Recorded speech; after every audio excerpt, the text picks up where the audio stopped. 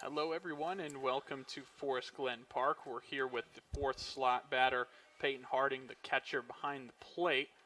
Forster's got 2 outs on the first 2 batters from Ben Redfield and Bryce Ritchie, a ground out and a fly out, and then a hit by pitch to the 3-hole man, Landon Rakowski. Ryan Walker and Carson Watkins here on the call here today at Forest Glen Park, our first FDN broadcast of the year. Camden Dice on the mound for the Foresters. 6-year senior from Clare, Michigan.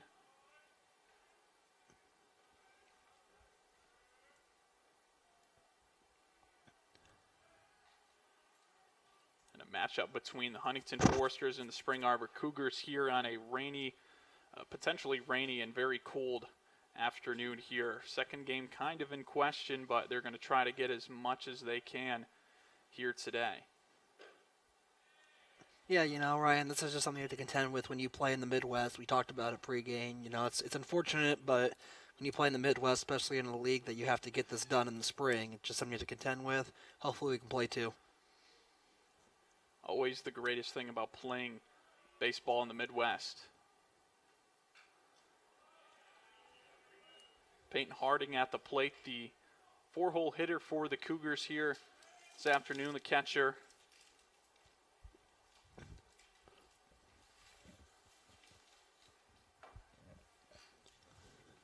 Got a 0-0 score here and a 1-2 count here with 2 outs. Dice really trying to keep Spring Arbor at bay. And for those of you that don't know, Spring Arbor, very pesky team, very small ball oriented team. Love to play the small ball game, trying to steal bases and bunt guys over. This one's hit into deep right field. Nicholas David over trying to make the catch and will not, and now is hanging over the fence, and that is not a good look for Nick David. Hopefully he's all right. He really flew into that fence. I'm not sure if he knew exactly where he was. He made a good effort at it, but that fence can really be unforgiving. It's a metal fence. Seems to be all right, at least for now. Walking it off out there in right field. We'll give him all the time he needs as everybody walks back to their positions. Yeah, he was right there too. Maybe if he had an inch longer of an arm, he would have been able to snag that one. But really got to be careful with that, though. You obviously want the highlight play, especially at the fence there. But we've seen guys injured like that too. So you just got to really make a risk assessment when you're running over there towards that right field wall. So here's the 1-2 pitch on the ground towards Satchel Wilson. Collected and throw it over to first, and making the play is Jarrett Gray. So a hit by pitch is all the Spring Arbor Cougars can muster here in the top of the first in a 9-inning game here in the first game of a potential doubleheader. We'll head to break here with a 0-0 score here at Forest Glen Park on FDN Sports.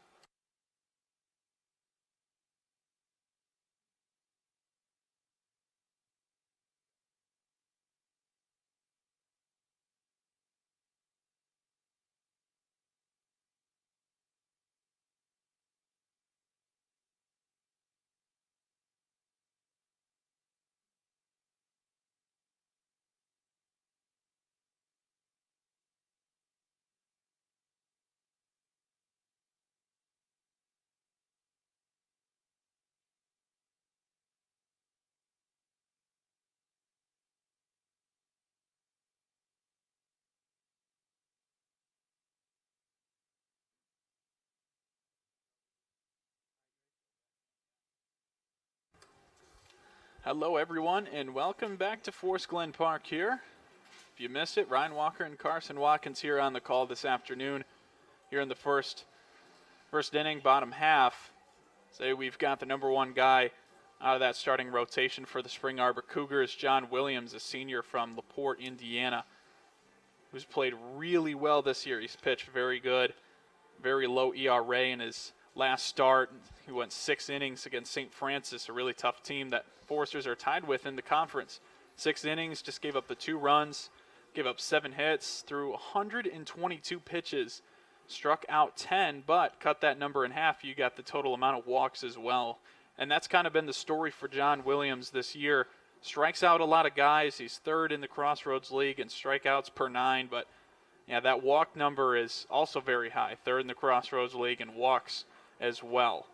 Yeah, he like you said, he's high in walks, but I mean a 1.73 ERA. So what if he gets guys on base? They're not going to the home plate, which is huge. But tough matchups today with Lichty coming up to the plate now.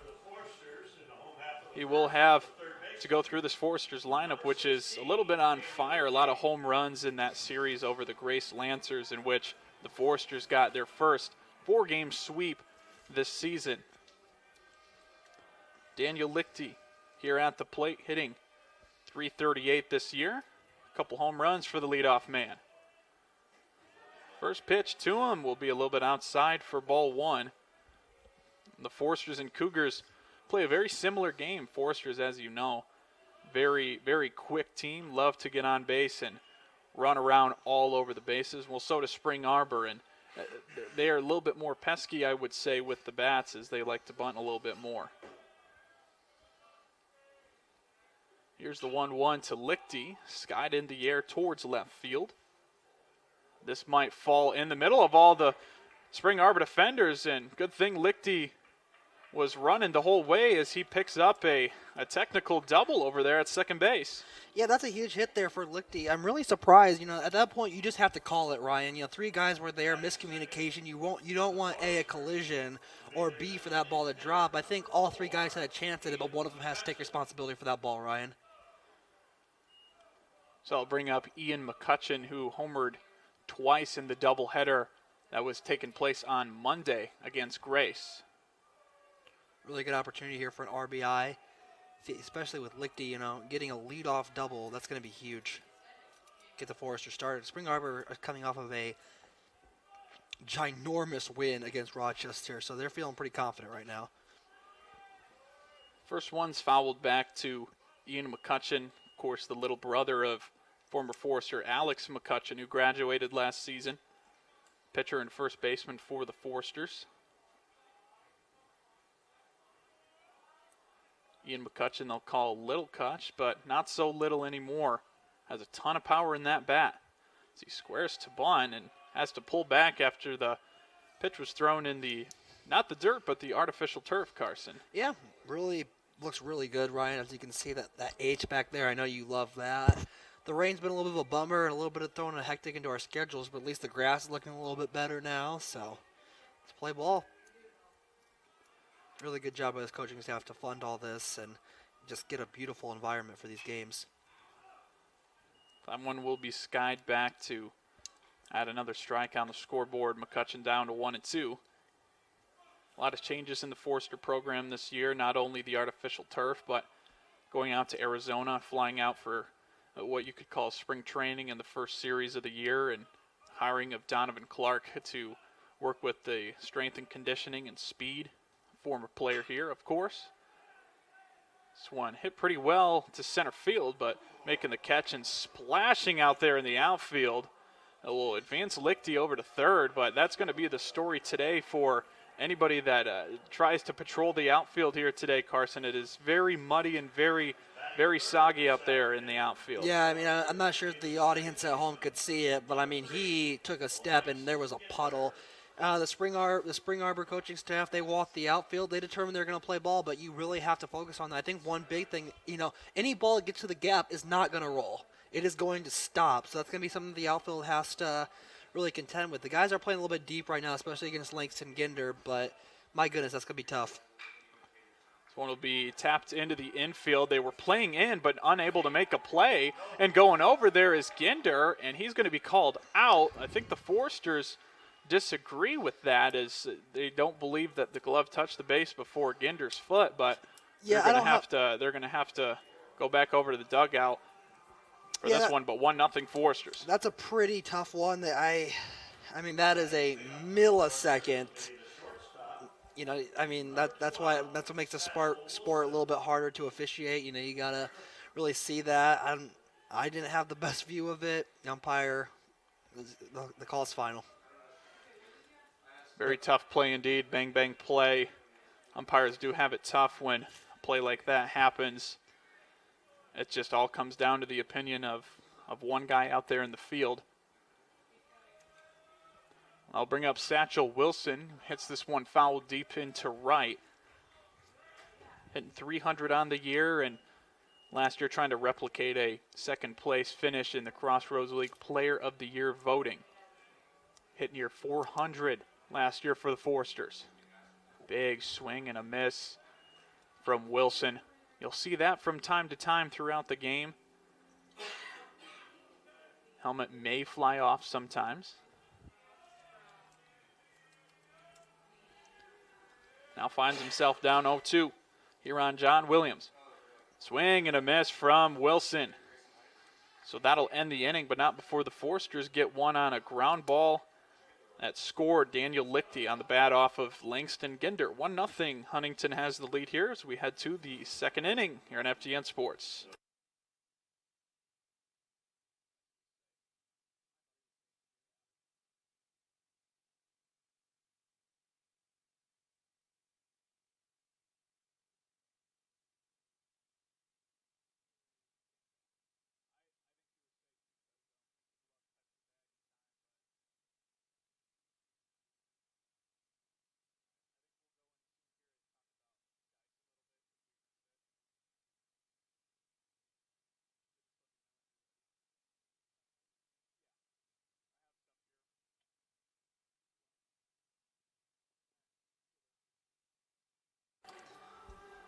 Camden Dice on the mound here in his second inning of work. He's been pitching really well as of late. The season numbers may not tell that story, but over the last 2 games, he's gone at least 7 in both of them with just 6 earned runs. It's good for just a little touch under 4 ERA, but he's kept the Forsters in it, and he's kept that bullpen from being less relied on, Carson. Yeah, like you said, I mean, he has a 5.79. Not exactly where we're going to be, but this pitching staff certainly did not have the best start of the season, but Coach Abbott's done a really good job controlling these guys, making sure they, are pitching the way they're supposed to, and been a really good turnaround, Ryan. First pitch is swung at by the Cougars. It'll be over there out in center field, and making the grab in the sun now is Sam Kimmerly, something that we didn't expect to see, Carson, a little bit of the sun. Yep. Hopefully that gives the outfield a little bit dry, and hopefully that rain stays away so we can get the game number 2 in, Ryan. When talking to the team about Spring Arbor, the coaching staffs know each other very well, and they know what they do. They love to bunt that baseball, and anytime they get a runner over at first base, it's very important for them to advance them to second and really just try to swipe a base or two. But the most important thing for Huntington in their meetings this week was talking about getting that first guy out, not allowing Spring Arbor to play their game with a runner in scoring position with nobody out. They can do anything they want to at that point. They will bunt in any count with any outs. Dice throwing some really good stuff right now. Fastball right down the middle, got on the chase. Taking on the shortstop here, Brandon Hayes. 253 on the season, but drives in a lot of runs. He's got 15 here in 22 games. So this one's hit into left field, and that'll be the first hit for the Spring Arbor Cougars. Comes here in the second inning off of the bat of Hayes. Yeah, like I said, Ryan, you saw how that ball bounced, kind of just died. I mean, it hit the ground and just kind of stopped. Really good play there to get under it, but got to contend with that today, Ryan. That will bring up Brant Mast, second baseman. 219 on the season so far for Mast. Patrolling second base here on the turf infield. I'm sure he appreciates that on a day like today. Runner was leaning over there at first. Brandon Hayes. Camden Dice really making it clear that he's going to try to limit as much running as possible. Throwing back over again, and that one's going to go way over there into right field. Hayes will take a look at third, but will end up taking second base. It's not exactly what you want to do, Carson. You're trying to take care of the take care of the base running, and when you overdo it, sometimes you just throw it into right field. Yeah, I think he might have just been a little bit too focused on get it over there. That's going to happen sometimes. Just like I said, got to contend with that. But you just got to be careful. If you're trying to stop stolen bases, I totally understand that. But you just got to watch those pickoff throws because that's the easy stolen base you're going to get. Now you got to run it in scoring position. So it'll be fouled back out of play off of the bat of Brant Mast. 219 on the season. Has driven in 9 runs, though, this season. He's got some speed as well, and Spring Arbor will bunt in any count, as we mentioned before, so wouldn't be totally surprised at maybe a bunt for hit here. Lichty playing even with the bag, and Jarrett Gray just past first base.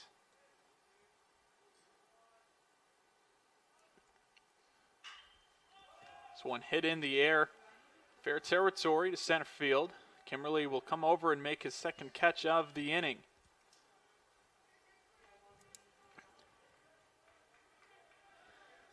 Job from Kimberly, Cam under that. Call it out. Got the out. That'll bring up Carson Bleicher as Carson Watkins gives a little fist pump over here. Always good to see his name represented on the field as well as in the booth. Carson's all over the place. Good or bad, however you want to take it. I think it's okay. I appreciate that. 2 outs here, runner in scoring position. First pitch is in there for strike 1 from Camden Dice. Just caught the corner there.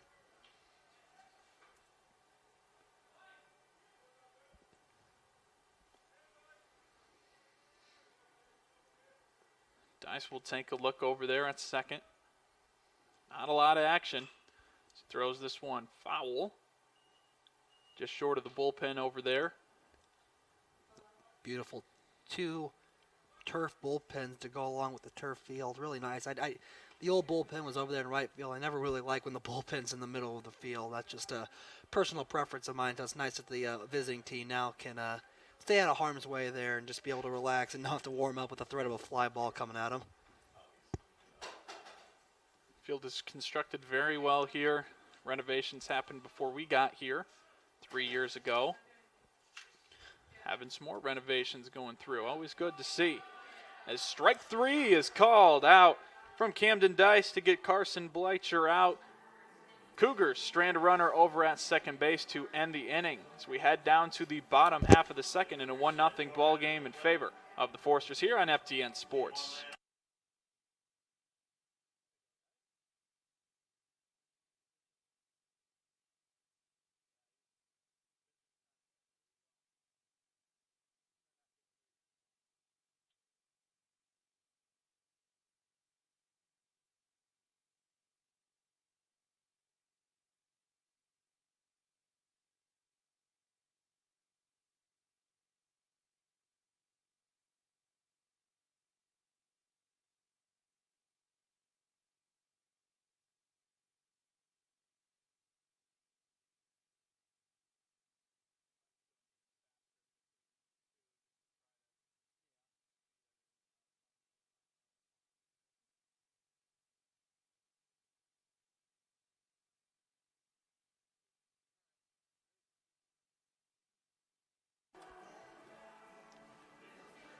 Cam Dice gets the job done in the top half of the second, so the Foresters will have another chance.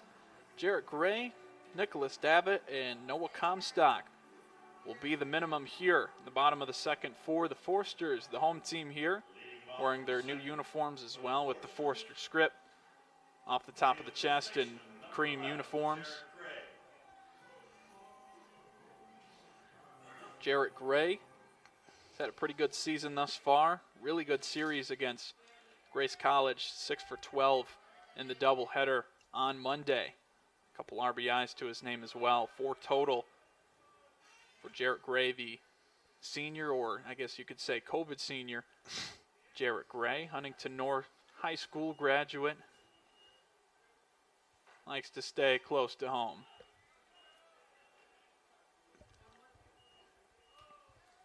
Only 12 pitches right now for Williams. Both pitchers really keeping that pitch count low here early. 2-1 the count for Williams. Williams, of course, striking out a ton of hitters this season, keeping the ERA low. His walk rate also is very high, and that's something that both teams really don't want to do, is put guys on base if they don't have to via the hit or anything else of that sort, especially that first one. Jared Gray will take this one for a strike, and that will fill up the count full to 3-2. Really got to protect here, Ryan. Righty on lefty, 3-2. That went too far inside that time. The Forsters have a man on base here with the first at bat. Gray also stole 4 bases in the series against Grace. Forsters ran wild in the first 2 games and was settled down by an adjustment from Grace's coaching staff and pitching staff. I guarantee you that the Foresters will definitely test the arm of Peyton Harding. So here comes Nicholas Davitt. Some may call him Nico or Nick.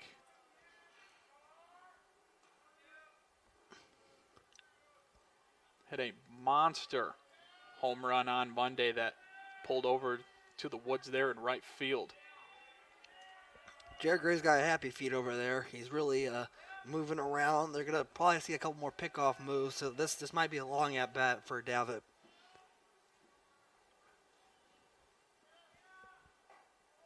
First swing and a miss from Davitt here today, getting his first look at John Williams. Gray's got to be real careful there. After the pitch is thrown, he's taking a large lead off. I wouldn't be surprised if the Cougars try to test him after the pitch. It's a little bit difficult with Davitt right there in the box down the first base line, but we'll see what happens. Davitt will take a strike. Didn't like it. It was a little high and potentially a little outside.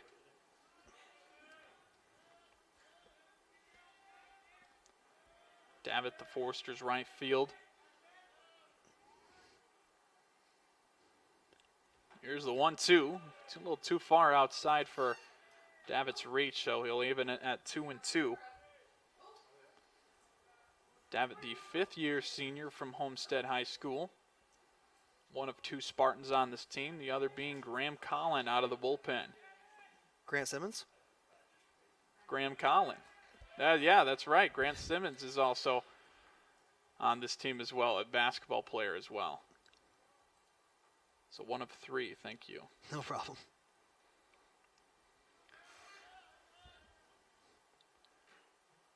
Two is swung and foul tipped out of the glove of Harding. So Davitt, based off of just a little bit, will stay in the box.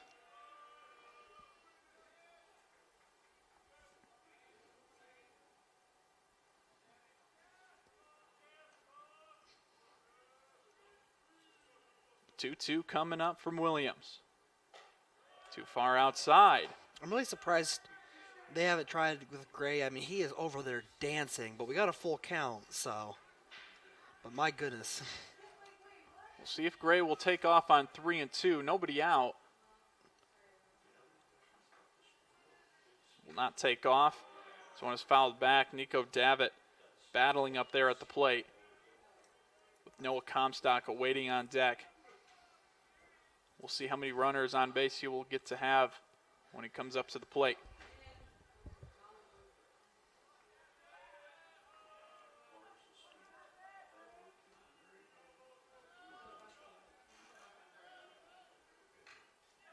Another one fouled back from Davitt.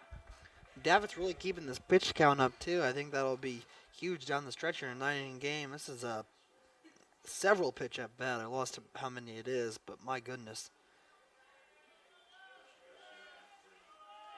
Always good to try to get that starting pitcher out as soon as possible. This one foul tipped again.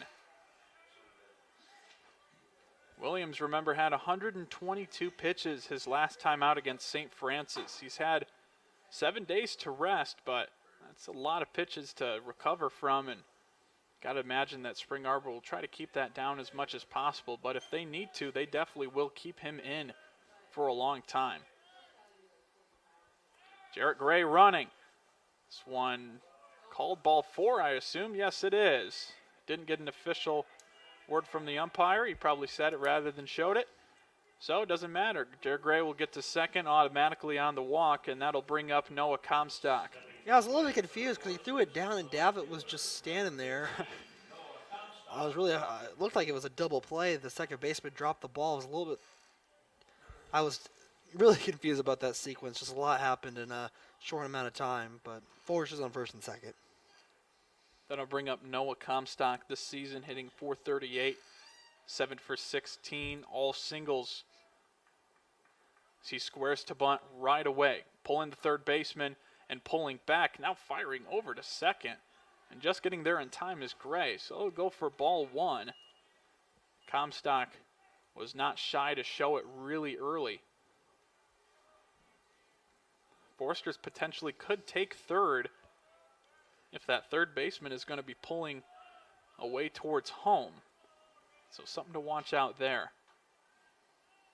Comstock squares, third baseman lurking. Here's the pitch, and it's right in front to the pitcher. Really good bunt from Comstock, and they will get the out. Almost pulled his foot over there at first base, but getting the out nonetheless and moving the runners over. Nice sacrifice, getting 2 runners in scoring position. Now stepping to the plate for the Foresters. I'll bring up Callan Kelsheimer, catcher behind the dish today for Camden Dice, but going to have to do it with the bright highlighter yellow bat here with the infield in. Kelsheimer just 107 batting average on the year. He'll always catch the first game of each doubleheader, but not the second.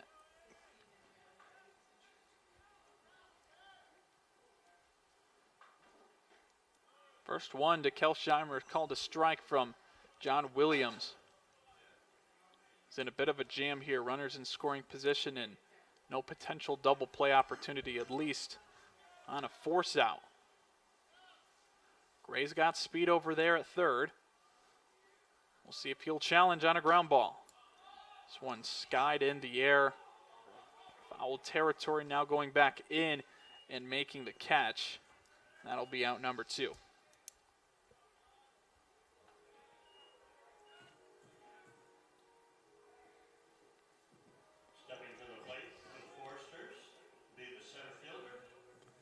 They'll bring up Sam Kimmerly, 9-hole man here with 2 outs. Forster's getting a couple walks to start off the inning.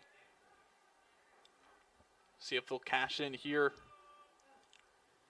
2 outs.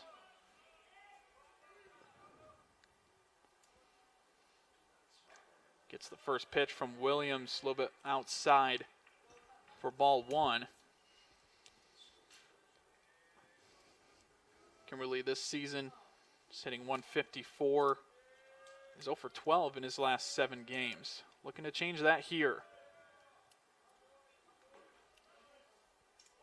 I don't know. All I'm looking for is another Kimberly mic'd up video. That was very cool. Seeing that on the HU Baseball Instagram page. Sam Kimberly had a couple videos with him mic'd up. It was really cool. Go check that out for sure. Third pitch is called ball 3, and with Daniel Lichty lurking over there in the on-deck circle, not sure if John Williams is going to want to put Kimberly on with the bases loaded. Yeah, I think if you're Kimberly here, you just might want to take it unless you get a fastball down the middle. Even so, you might be scared of him a little bit. This might just be a time to hold the bat back. That pitch is being taken for a strike. Likely taking all the way was Kimberly. Forsters will swing at 3-0 pitches. Not very often, but they definitely will. This one hit to left field. That one's going to drop for a base hit. 1 run will score. Here comes Davitt to the plate, and the Forsters, off of a base hit from Sam Kimberly, breaks a little slump and now has a 3-0 lead. Good play there. Really just a tough read, and once again that ball just dropped and stayed there. So they try to test the arm. Couldn't get there. 2 runs for Kimberly. Kimberly breaks the 0 for 12 streak. That's just how baseball is. You're struggling, but you get that opportunity, and he cashed in on it, scoring 2 runs. That'll bring up now the top of the lineup with Daniel Lichty, who doubled on kind of a similar hit, a bloop double over there in left field.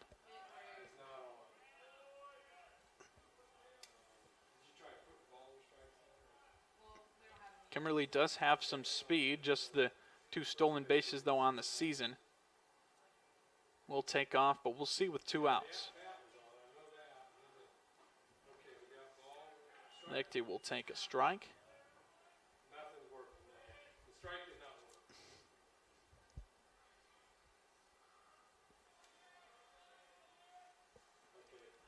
As Williams comes set. He will deliver a little bit high for a ball on Daniel Lichty. Williams has thrown about 25 pitches this inning. Certainly not the pitch count you want from your starting pitcher. His ERA is going up a little bit right now. Strike 2 called on Lichty, and you're right, a little bit of a longer inning for Williams. The first couple walks, Davitt winning the battle with 8 or 9 pitches in that at bat, and Kimberly as well. Saw a 3-1 pitch. Lichty sees this one bounce, and Kimberly takes off as soon as it bounced, and he's going to get there. A perfect read by Kimberly, and now Foresters have a runner in scoring position with 2 outs. With Daniel Lichty at the plate, 338 hitter on the season.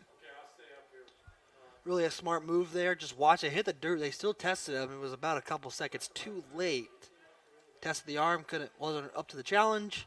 And another runner in scoring position for Daniel Lichty, but he's got to get out of this at bat with 2 strikes. Here's the 2-2 to Lichty. This one tapped foul towards the left field line. Won't quite land in the water, but does hit the sidewalk into a hand of someone in the stands. Surprised it's not ice over there in the creek. Nice little skating rink. It is a little cold. Probably not good enough to swim in the stream over there in left field. 2-2 again. This one hit on a line towards center field, but Ben Renfield is there to make the grab. And that'll retire the side, but the Foresters do get 2 runs off of the bat from the 9-hole hitter, Sam Kimmerly, and now lead 3-0 here on FDN Sports.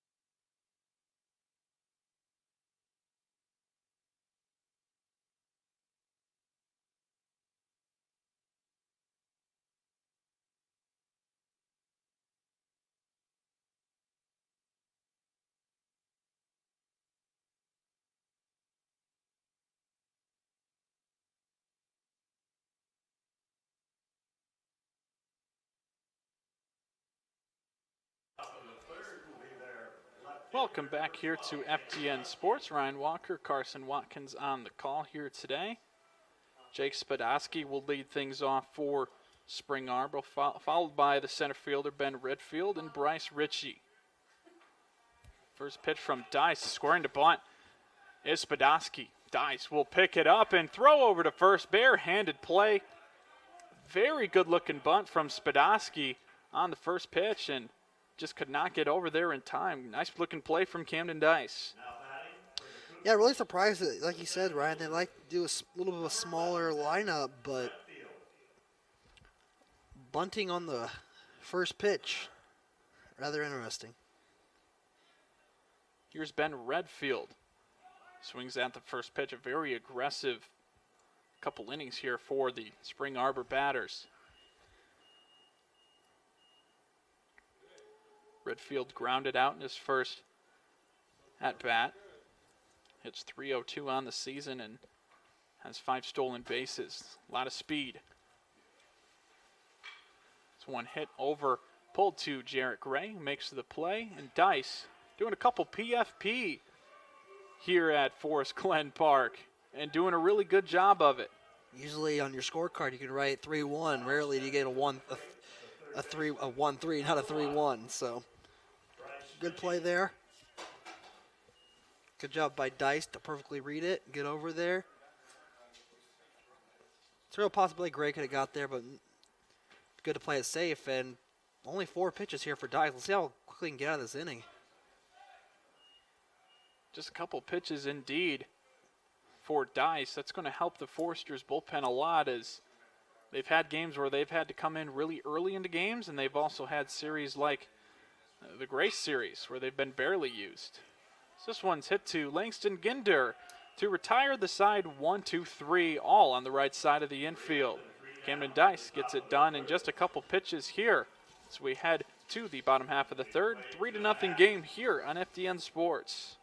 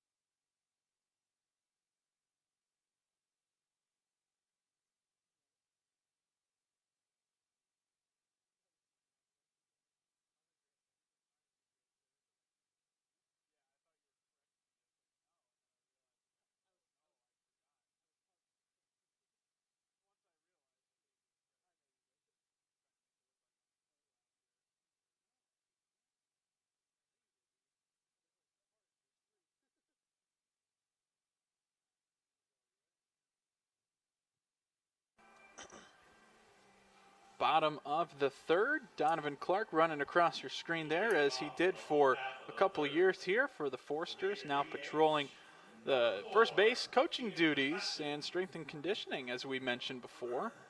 Good to see him back here with the Foresters in his first season as a coach, I guess you could say. He worked with the players a year after graduation too, so maybe you consider it a second year. Yeah, you know, Clark's journey to that first base side has been rather interesting. Started off playing Division I football at Indiana University, came to Huntington to play baseball, and he's stuck around the Forest. Really good Rooted episode if you can go find it. Mm-hmm. It's a few years back, though. So John Williams taking on Ian McCutcheon here to lead off the bottom of the third, and finding a 3-0 count is Ian McCutcheon. So not a lot of strikeouts from Williams as he's shown so far this season, but a lot of walks, which does replicate a little bit from this season. As McCutcheon looks down at his shoe for a second, right? That's what he was doing. You gotta make sure it's tied if you're gonna run to first base. Exactly what he was doing. The 3-1. This one hit into center field. So instead of getting the walk, Ian McCutcheon will get the base hit on a rope towards center field. Again, seeing the outfield splash. That was Ben Redfield taking a step, and see the ball splashing up some water there. Just can't quite drain the water yet after some rain yesterday and a little bit earlier this week. And this morning. And this morning. Rain all over the place after a very beautiful opening day here at Forest Glen Park. Langston Ginder now getting his second chops here against John Williams. Cougars doing a good scouting report job there on McCutcheon, who will take off at any given moment. Really, everybody in this lineup can do that for Huntington. This one hit on the ground towards first. They'll try to go get the runner at second. They will call him out. Ooh, real close bang, play there. Yeah, real close there. Ginder turned on the Jets there down the first base line. Got to first, but McCutcheon was thrown out. Now batting for the Foresters. So Huntington will be in the same position now with a runner over at first, with Satchel Wilson, the cleanup man, stepping up to the plate, who struck out his first at-bat in the first inning.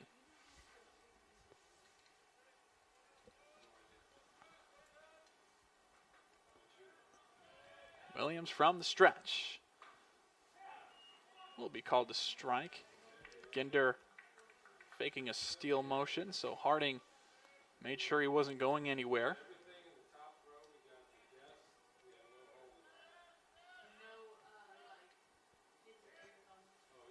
Thrown over again, over to Ginder. Ginder, a lot of speed as well. 5 stolen bases on the year. Ties him for second on this Forester team. It's so weird with the turf. Usually you're used to seeing guys get up with a lot of dirt. Here goes Ginder, sliding over into second. Tried to swim around. Was successful at first, but making the tag over there at second base was Brant Mast. And the Foresters now have 2 outs.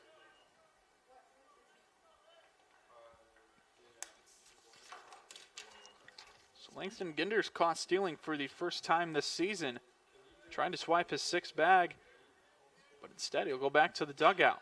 As Wilson hits this one on a line towards second base again, and collecting the out for out number 3 is Brant Mast. So John Williams gets out of trouble really early with a couple really good pitches to keep the Foresters at bay. 3-0 here on FTN Sports.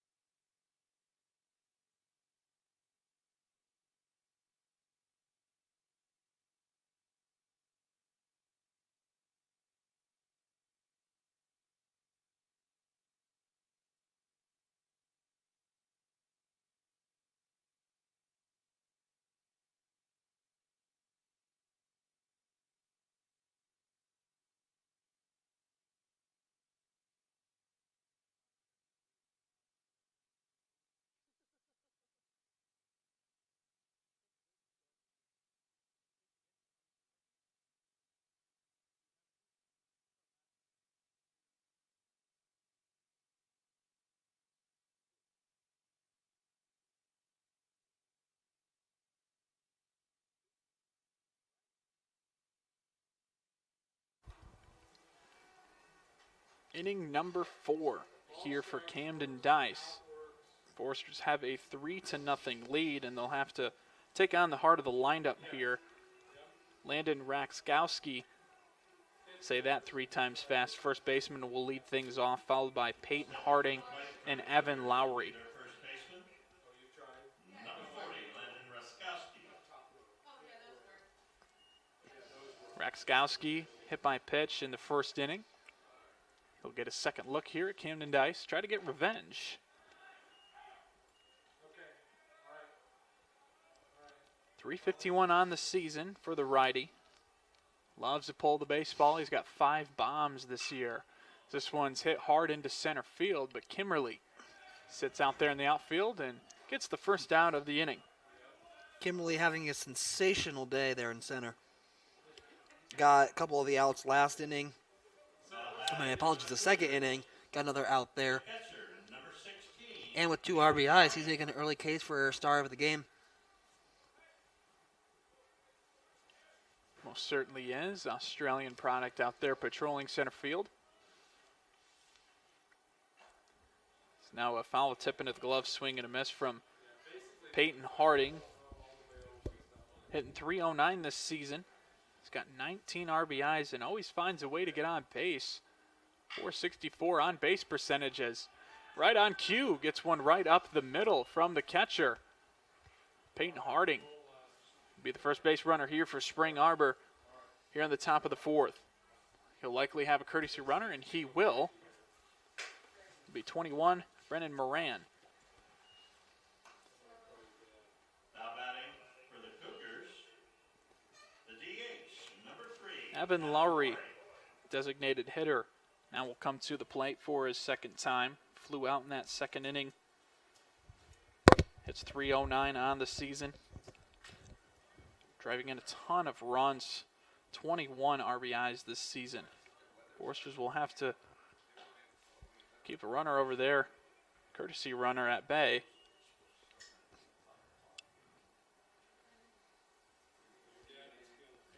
Ran with 3 stolen bases, the sophomore from Indianapolis, courtesy running for the catcher, Harding. Dice very aware of that and will throw over. He's probably picked off just as many as he's had pitches here today. Still has a pretty low pitch count, though, only 30. Really keeping it going, like you said, Ryan. If he can keep this up, protect that bullpen, would be huge for Game 2 and for the rest of the series. This one on the ground towards first. A chance at a double play. Gray will not make the throw over to second, but will go over to first and get the out. So that'll be 2 outs with now a runner at scoring position. Yeah, fielder's choice there. Good way. I mean, you got 2 outs. You know, it would have been nice to have the double play there, save Dice's arm a little bit, but at the end of the day, it doesn't look like it's going to be out, and then you really risk the runner at first. Really smart play there from Gray. There's a couple of reasons why maybe Gray wouldn't have thrown that. Maybe he bobbled it, or maybe he thought he would have thrown it out into center field in the wet grass out there, potentially, but does get the out, as you said, and maybe saves Dice's arm a little bit. Now this one's hit into right center field. That is going to score a run. That one drops right in front of Kimberly and Davitt. And sliding in head first into second is Brandon Hayes, who collects his 16th RBI of the season and gets Spring Arbor on the board.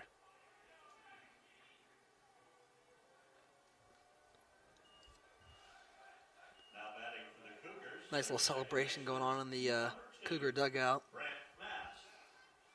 Love to see the kids have fun. Let the kids play.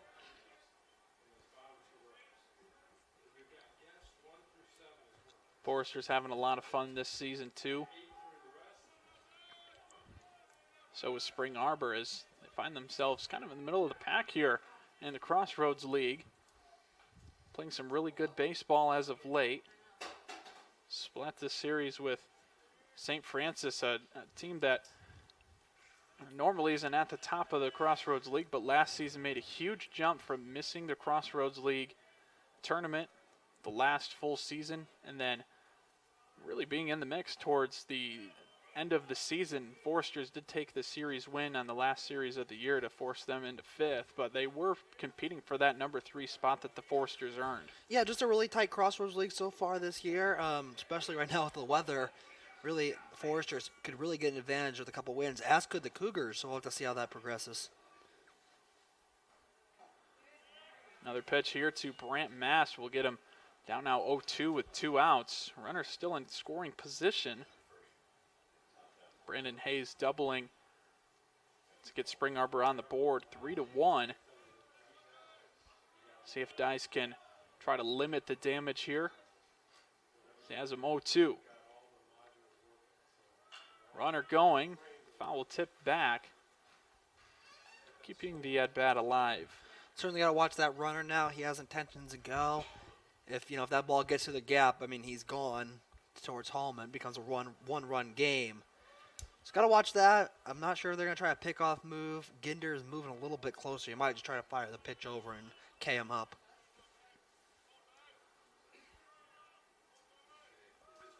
Here's the 0-2 from Dice. Hit foul towards the Foresters dugout and making the play over there. Can't tell who that is right now, but making a very good play. Maybe you got to put him in the outfield. Hey, try it. Or the infield, excuse me. Try it. Why not?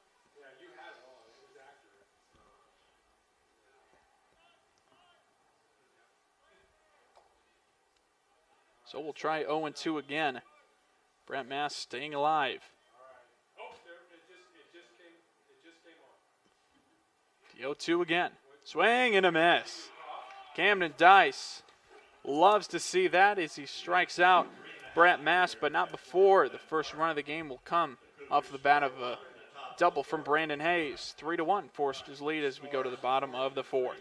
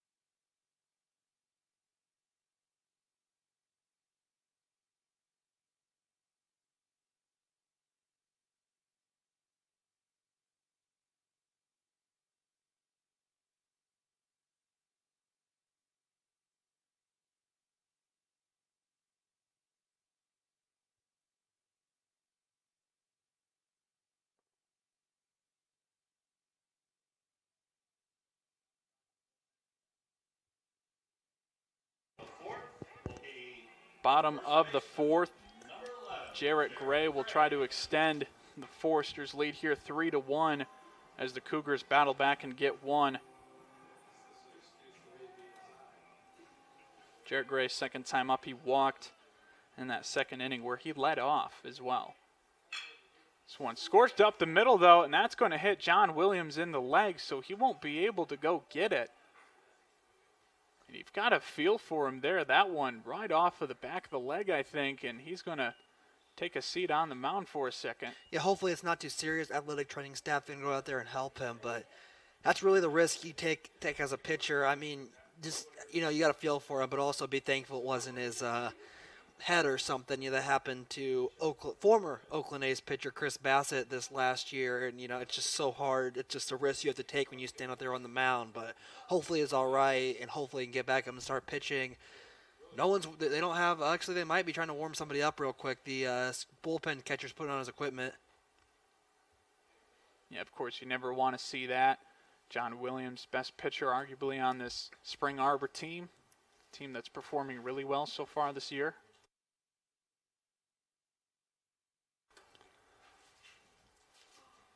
It'll take a moment for him. Spring Arbor does have someone warming up in the pen. I didn't notice if he just got out there or not. He did, because the bullpen catcher threw his equipment on real quick. Good eye by Carson Watkins, and Williams staying out there for now. They'll probably give him a couple warm-up pitches to the plate. Just let him make sure he can, I'm not sure which leg it hit it on, but no matter what, I guess both legs are huge if, you really got to power yourself forward and get yourself off your back foot. Yeah, just a tough break for Williams there. He's thrown all right here today, going to bottom of the fourth as he throws that one, and he definitely a little gingerly. He's going to stay out there. He says he's all good to go. Yeah, get off my mound, I'm pitching. Bullpen catcher's up now. Bullpen pitcher. Probably is going to pitch later today eventually, but. So I'll go as an infield single off the bat of Jarrett Gray to bring up Nick Davitt. Yeah, it looks like definitely hit off the foot of the plant foot from John Williams.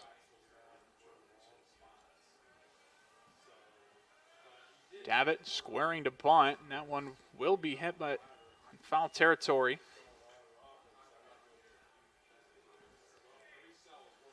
So Davitt now 0-1, showing the bunt.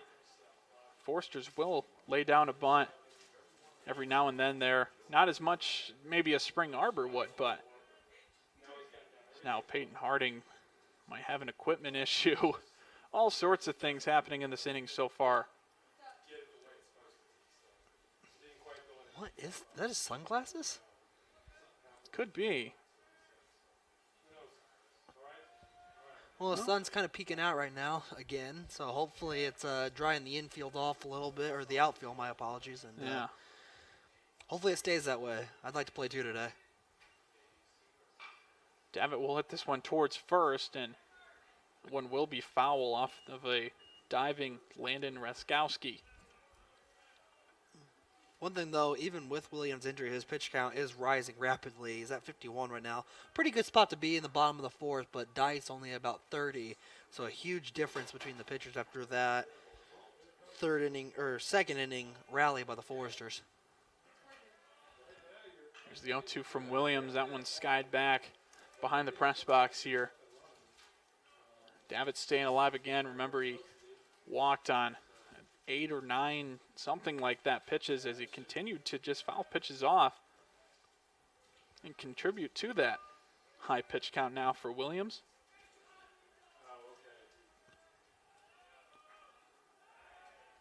Throw back over to first, not in time. Jarrett Gray over there at first had 4 stolen bases in the series over Grace. See if he'll try to test the arm again. This one a little bit low in the dirt or artificial turf. I still don't know what to call that, Carson. I mean, the folks at home probably know in the dirt a little bit more, and they'll probably know what I'm saying there, but if I say in the artificial turf, it just doesn't roll off the tongue as well. Yeah, I'd have to agree with you there. I mean, yeah, you can just say the dirt. Swing and a miss from Davitt will end his trip to the plate with a strikeout. Stepping to the plate for the Forsters, the left That'll bring up Noah Comstock, Noah Comstock. getting another start in left field. Came in midway through the first game of the doubleheader against Taylor. Got a couple hits in that game, went 2 for 3, and earned his first career start, and has been starting ever since. Comstock, very humble kid, junior. Came in as a third baseman, but with COVID red shirts and such, Daniel Lichty kind of solidified that spot over at third. So they've been trying him out in the outfield, and has made a huge jump from a defensive replacement and maybe a pinch hit every now and then to now starting in left field. So just really happy to see a guy as good as Noah Comstock to finally get his chance and really run with it, and he's taking it very well.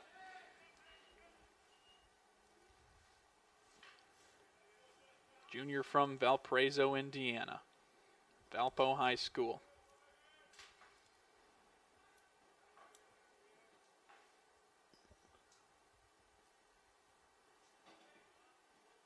Now have to deal with 2 strikes. This one too high, and they'll fire over to first. Jarrett Gray back in safely. Really keeping an eye over on the Forster runners, as the Forsters are doing the same on the mound as well with Spring Arbor. 2 very similar teams and coaching staffs that do know each other very well. Redkowski was showing the ball. Hey, look at that. We're getting some more camera angles, Ryan. Love that. Want to thank our great Hey. crew, Dylan Herring, Matt Fouts, Joy Heisey, Hannah Weaver. They're doing a really great job. Had a little bit of technical difficulties, but we're moving, Ryan. And moving over to third is Jarrett Gray, going to slide in head first, and he'll be safe off of the bat of Noah Comstock. Really proving why he needs to be that starting left fielder with his 8th hit of the year. Really got a hold of that one. Beat the Gav up the middle. Move Gray to third. Really good at bat there. And Kimmerly. Let's see how much more he can cement that possible. Kelsheimer, my apologies. Here with 1 out, Kelsheimer with runners at the corners. Popped out last inning with a couple runners in scoring position. They're at second and third. Would like to change that here, the sophomore catcher from Wabash, Indiana.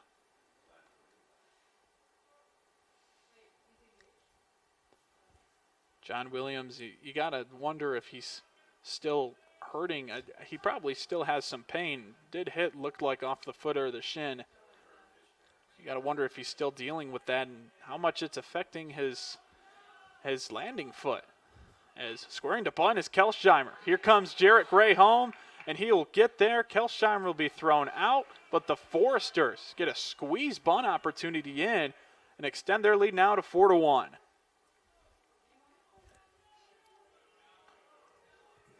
think Kelsheimer will take the RBI, get the sacrifice, second out, and give the Foresters a little bit more comfort with a 3-run lead. I'll bring up Sam Kimmerly, the hero, back in the bottom of the second.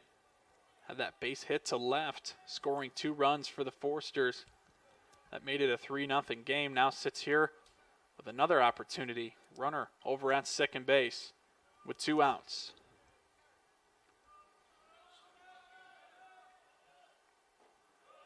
First pitch to him is low.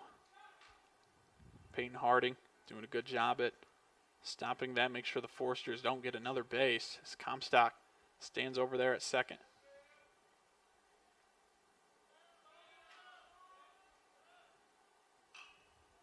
This one fouled back. Evens it up at 1s apiece for Kimmerly.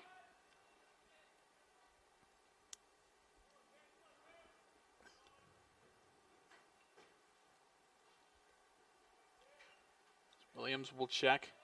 Comstock, couple looks. Delivers ball 2 to Kimberly. Mentioned before that Kimberly was struggling a little bit at the plate in his last 7 games. Breaking that through, helping the Foresters with a couple RBIs. Almost gets hit. Now moves the count to 3-1. We mentioned this last inning before, but Daniel Lichty lurking over there on the on-deck circle.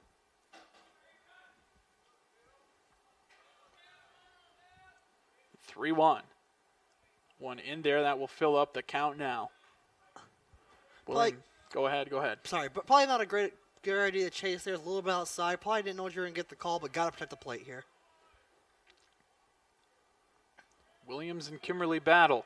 Here with a full count. Comstock going over to third. Swing and a miss off of the bat of Sam Kimberly. So that'll end the inning. But Callan Kelsheimer gets the Foresters back on the board here in a 4-1 game off of his squeeze bunt opportunity, scoring Jarrett Gray here on FDN Sports.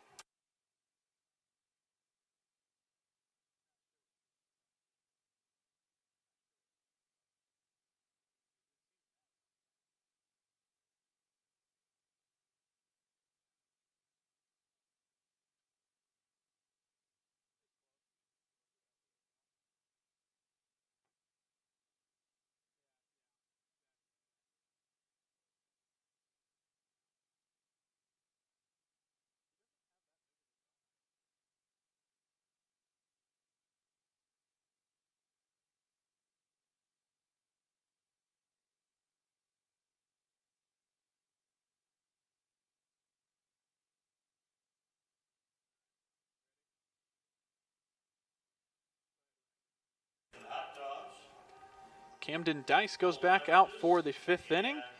Carson's been mentioning it before, 38 pitches for Camden Dice. He's doing pretty well so far. Yeah, just got 2 Ks, no batted balls. Only 1 run earned, and that was obviously earned, so only 1 double. 6 ground outs, exactly what you want from a guy. Getting guys out. Only 1 run, too, and that was really, I think I'll almost say a freak incident, you know. Kind of caught the gap a little bit, miscommunication. Moving over to second is what it is. He's got to keep battling. Carson Bleacher, not Carson Watkins, will ground out on the first play here. Good looking play from Daniel Lichty in that artificial turf. Definitely helps out the infielders on both sides. And very aggressive first pitch again, swinging for the Cougars. Yeah, Coach Frame talked about that. That Frame talked about it on your podcast, Behind the Dish. Listen to it. It's great. That turf is going to help them out so much. They can better predict bounces.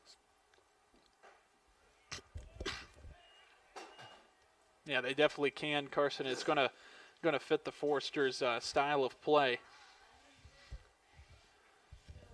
Indeed, it does help them speed up on the bases a little bit. I know it's kind of a weird thing to think of, but those cleats aren't diving into the dirt as much. As it definitely would be a little muddy out there, and getting that first step is very important, and Donovan Clark definitely appreciates that, and maybe would have liked to see the artificial turf when he was playing. Probably would have broke some records. He already did break records over there. He broke his own stolen base record in that 2019 season. Yeah, but, the Foresters, they built in a home field advantage this year, so that's going to be really huge. They were 14-5 at home last year and 14-10 on the road, but I can see that number going up with how they've helped themselves with the turf field. A lot of truth into that. Carson is Jake Spadowski, the sophomore there from DeWitt, Michigan. I got to play against him a couple different times, being from Eaton Rapids. So shout out to DeWitt. Good to see some Lansing area kids on this team. Always love seeing that, being from the area. So I believe that's Coach Abbott going out. Yep. Talk to Dice. Really good decision here. Classic third time to the order. Got some scouting notes, give him the dice. See if they can try to turn a double play here and get out of the inning with a low pitch count. You mentioned scouting notes. Cam Pitzer now using the new technology and synergy for scouting and analytical numbers and such. He's been helping the baseball team this year. He's a senior. He was a recruit with me our freshman year 4 years ago, and he's been sticking around with some of the baseball players, and a math major taking on the role of kind of a scout here for the Forsters. And all that information is being relayed probably to Camden Dice over there on the plate. Something that the Forsters can try to find an advantage of throughout the season, trying to find little things like heat maps and spray charts and all of that good stuff, watching some film as well. It's another thing the Forsters are doing this year to get a competitive advantage. Yeah, we talk about it all the time. These analytics are just huge in the game now. And, they can give you what you need to know, and then you can combine that with gut feelings and game momentum and everything, and you can find yourself ways to win.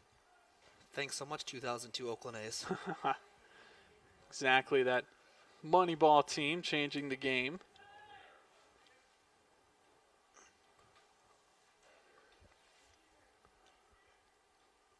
Just putting the game in a different standpoint. I believe that baseball is going through another change right now, and the data analytics and the video, as Camden Dice does hit a batter here, Ben Redfield, the center fielder, and now Spring Arbor has a couple runners here on base for the meat of their lineup. Now batting, the third baseman, number 1. Bring up Bryce Ritchie, third baseman, the number 1 Crossroads League batting average leader this season. 0 for 2 today, though, as he hits .442 on the season.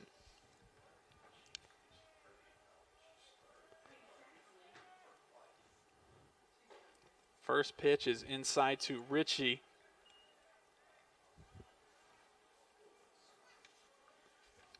Got a runner in scoring position and one over there at first.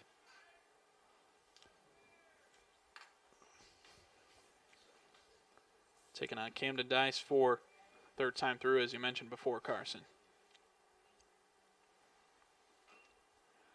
This one will be foul tip. A little bit of an awkward swing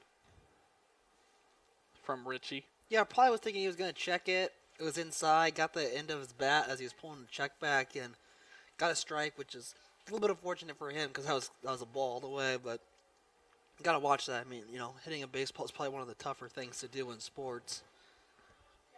It's come a little bit easier, though, to guys like Bryce Ritchie. That high batting average as he takes strike 2. Leads the team in hits by far. He's got 12 more than the second place man, Redfield and Retzkowski. He's got 38 hits, 12 extra base hits on the year, 10 doubles. He could use one of them here. 1-2. This one on the ground towards Wilson. They're going to try for 2. Tries to get the first one. They will call him out, and throwing this one high in the air.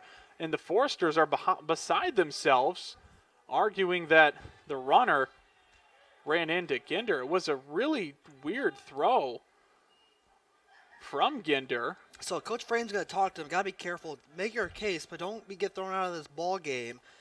I didn't quite see. I'll have to check the replay on my computer. But boy, oh boy. I mean, I kind of looked over. I was just watching the runner.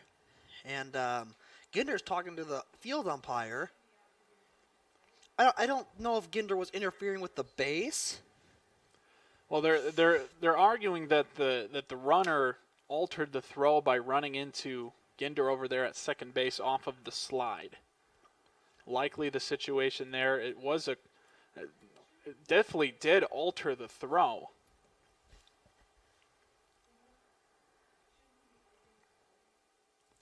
So they're going to talk about it. Thad Frame did at least get part of what he wants is at least a conversation. And based off of the conversation, Ginder, and the body language that we saw up here, I don't think anything is going to be changed. It would be a really huge situation. That would end the inning and put a run off the board. They're going to call him safe, and Coach Thad Frame's going to continue to talk to the umpires here. Yeah, I think that's a fair conversation. If anything, even if he could stay at first potentially and move that runner back to third, I think Well, that would help the Foresters. I don't know if you can do that. Well, they would call him out because of runners Interference, interference. okay. That's where I was trying to get at. And I mean, that is a huge run in a conference game here. You know, we were taking a look at the replay here. I think the main argument was not the slide, but the way that he popped the up. runner popped up and maybe altered the throw that way. And Ginder throwing over to first, didn't have a throwing lane, so he likely tried to just throw around. And I mean, there was no juice on the ball either, as Jarrett Gray had to go out and fetch it from right field. So I think I don't want to make a ruling. You know, I don't want to put inside the umpire, but I mean, it is a tough ruling there. Coach Frame's not going to get what he wants. Obviously, a little disappointed walking back to the dugout. Stepping to the plate for the And the Forester fans letting the umpires hear it too. first baseman, number 40, Landon Raskowski. It's just those bang plays that are tough to make. You know, obviously our cameras do a good job at seeing the action. It is tough to see, though, whether or not how much that throw was altered because of that. Obviously, you don't want to hit the runner. And Ginder avoiding that, of course. So that'll bring up Landon Raskowski, and the run will be put up on the board. It's 4-2. Huntington still has the lead with a runner in scoring position at second base.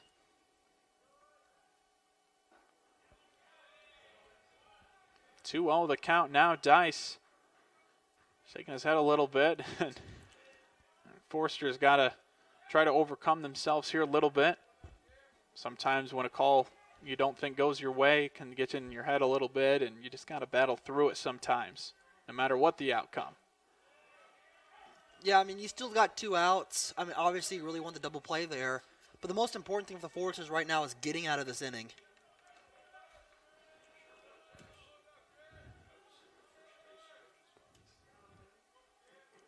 2-1 pitch. This one tapped on the ground. Dice, another PFP play. Throws over to first and will get the out to retire the side. But they do give up the run off of potentially maybe a controversial call by the umpires, and Foresters will have to go back to the dugout as the lead now cut in half, 4-2. Here as we head to the bottom of the fifth on FDN Sports.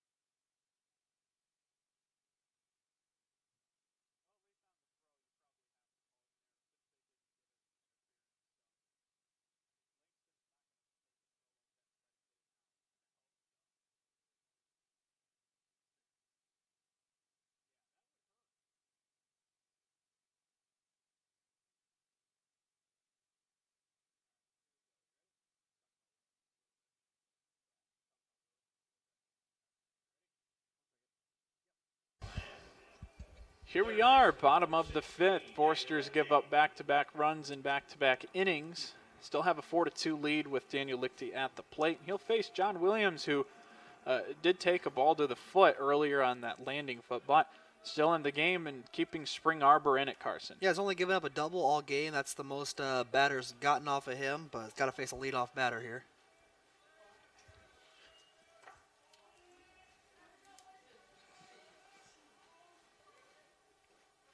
1-0 to Lichty, bounces on the plate and just finds its way towards the top of the screen. Pretty good looking pitch if you like it. The circus throws, I guess. Bouncing perfectly on the plate, bouncing way up in the air.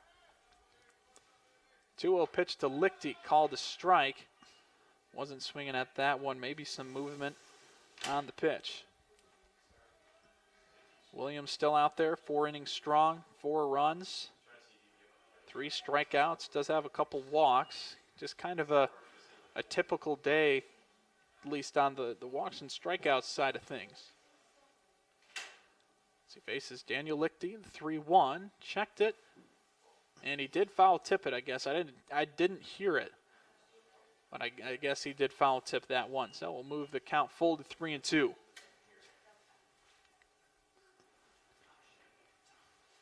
Switch hitter Lichty hitting on the left side. And that will be ball 4. The umpire made a motion over towards the Forester dugout for more baseballs. I thought he was going to ring him up, and Lichty just continued to run. Yeah, I probably don't need another umpire controversy. One inning. Designated hitter, number 4, Ian McCutcheon. So now Lichty over there at first. We'll bring up Ian McCutcheon. Ripped a single into center field his last time up. 1 for 2 officially today. Daniel Lichty slide back head first into first base. Ton of speed. Got 4 stolen bases on the early season here so far. McCutcheon will take a strike. They're on the first pitch of this at bat. We'll see if the Foresters do here with speed at the plate and over at first. A team that does like the hit and run. Love, obviously, the stolen bases, and will pull a bunt every now and then. Everyone in the lineup for both teams can get a bunt down whenever. Lichty draws another look from Williams as he steps off the mound. Lichty very challenging over there, loves to bounce around. Bouncing around again, draws another throw. Spring Arbor doing a great job holding the Forester runners at bay here. Not a ton of opportunities for Huntington to steal. The 0-1 pitch called for a strike on the off-speed curveball to McCutcheon, and now falls 0-2.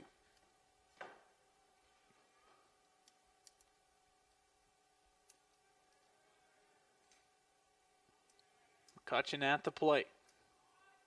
Going to have to battle. 2 strikes. This one called a ball. Looked good from here. Yeah, I thought I might have caught the corner, maybe a little bit outside.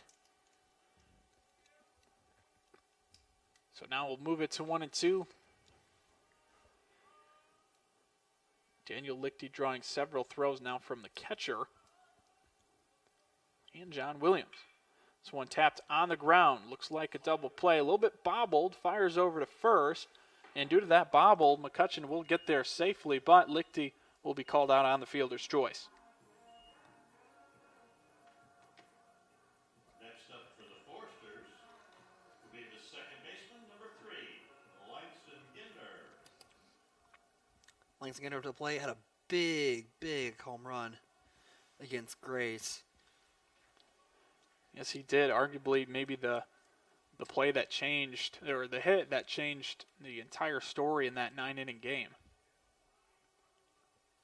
Grand slam, tied the game up at 5 in the middle of the game. Really took the Foresters off. It's really, I actually told him, I walked right by them on their way to BP in the Plex during my workout, and I told Langston, hey, I'm calling my first game today. I'm going to need a home run out of you. Well, he delivered. Yeah, so. Most certainly did.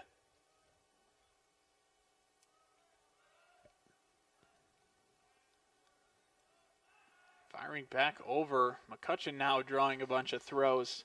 Yeah, I think if you're the Cougars, you might just want to be careful with that. I mean, you're tiring the arm of your pitcher a little bit. I know it's not the same as, firing it over to the plate, but it's really got to be careful of these pick-off moves. That one called a strike on the inside part of the plate on Langston Ginder. Falls now to 1-1. McCutcheon 4 stolen bases just like Lichty, but in 6 less games. He's dealt a little bit with an arm injury. He's been taken out of a couple conference games. Hasn't been taking off too much since the injury. Just want to make sure that he's okay and ready to go back to center field, but is able to go up and swing the bat, which the Foresters are very pleased to hear.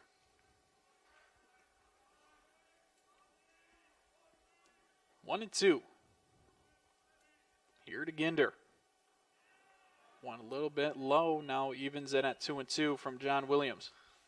Still got to protect that play if you're Ginder. Really just make sure that you can get on base and just don't get struck out looking.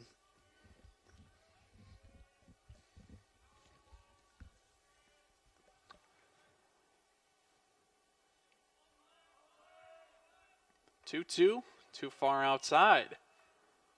That'll fill it up at 3-2. Forrester's doing a good job swinging at good pitches and really filling up the count on John Williams, who now reaches the 80 pitch mark. How many say through last game? 120? 122. 122. Yep. This one fouled back. Still got another probably 3-4 innings in him if they allow him to go that far. No one's warming up. Somebody's stretching, but if someone is getting a little bit loose, just throwing some drive line over there. Always want to keep somebody warm, especially in the temperatures here today. sitting at a cool 46. Runner will take off and will Walk. not matter. Langston Ginder will reach base on ball 4, so going from 1-2 to getting over to first base via the walk, and John Williams now has walked 4 batters here this afternoon. Shortstop, number 12, Satchel Wilson. That'll bring up the shortstop and cleanup man Satchel Wilson. 0 for 2 thus far. He struck out and lined out.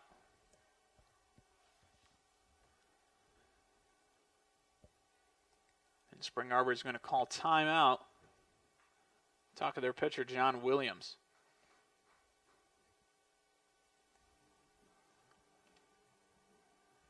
We'll see. I'm not sure if that's the head coach or the one of the assistants. Kind of hard to tell.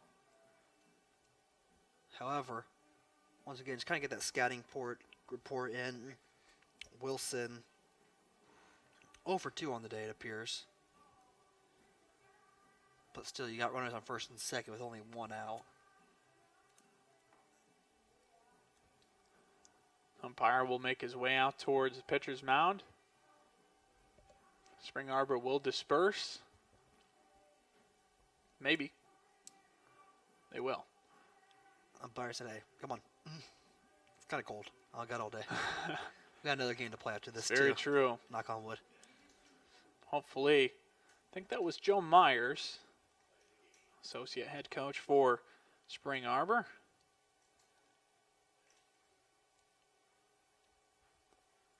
So now Satchel Wilson at the plate for the Foresters. He's got a runner in scoring position, McCutcheon and Ginder over there at first base. Still with 1 out. His first pitch is hit over the head of the first baseman, Raskowski. Ian McCutcheon coming for home, and he will get in standing up, and Satchel Wilson gets the Foresters a 3-run lead now here in the bottom of the 5th. It's 5-2 Foresters. Really good read there by Ginder. Kind of read it perfectly. I mean, he might have been in double play territory if Rakowski could have grabbed that one, but just over his head. McCutcheon was wheeling all the way home. I mean, nothing was stopping him.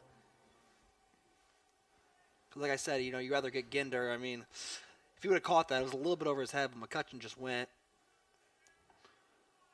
The one of the bullpen pitchers is actually throwing pitches now, so we'll see how if that transpires to anything.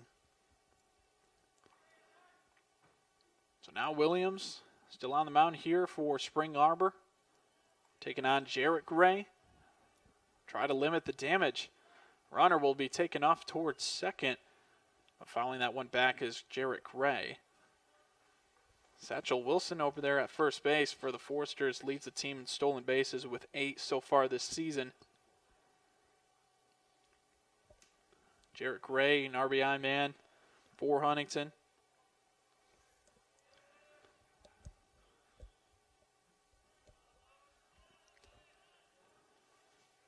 See if Wilson will take off. He will not. This one swung on. That one's going to bloop into left field for a base hit. Ginder will come in to score, and the Foresters put on a little bit of a hitting parade, bringing in another run and extending their lead now to 6-2.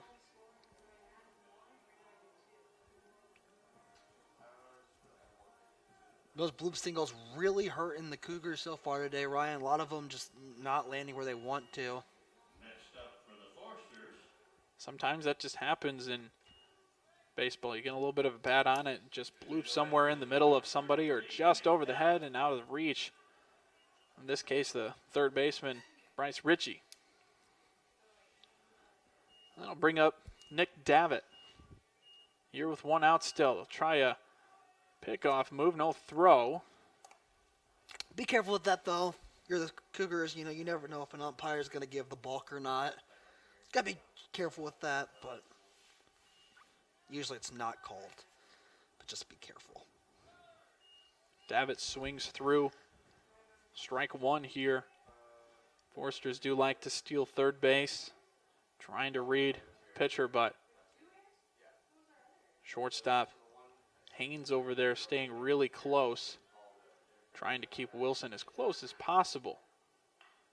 This one just tapped over to first, and a swinging bunt will do the job for Nicholas Davitt. Not sure if Coach Thad Frame called the sign for that one, but perfectly executed by Nick Davitt to get runners in scoring position now with 2 outs. approaching the plate for the Forsters, the left fielder, number 15, Noah Comstock.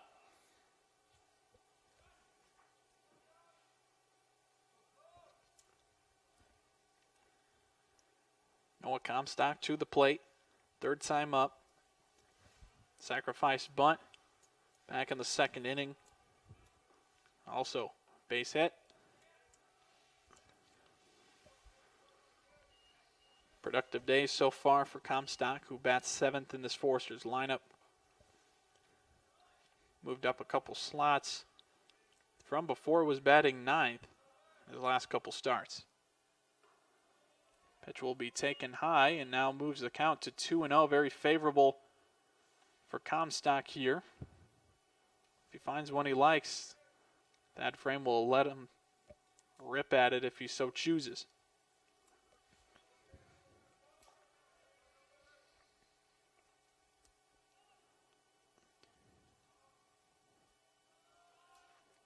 The 2-0 from Williams, and that one's going to hit Comstock.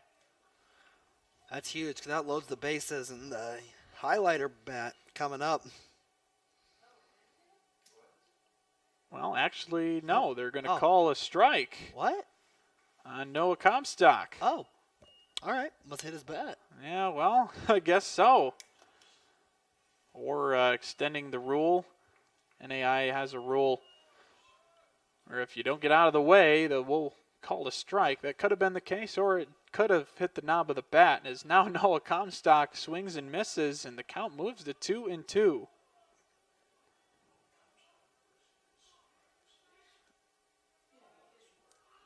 All 2s on the scoreboard. 2 outs, 2 balls, 2 strikes. Comstock at the plate. This one almost called strike 3. Just missed the bottom of the zone, and now will fill the count to 3-2. Williams definitely wanted that one. Try to escape an inning in which Comstock almost loaded the bases up for Callan Kelsheimer. 3-2 now. Swing and a miss. A big strikeout from John Williams.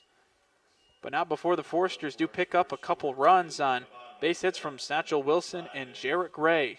Moves the score now 6-2 as we head to the top of the 6th here in a 9-inning game on FDN Sports.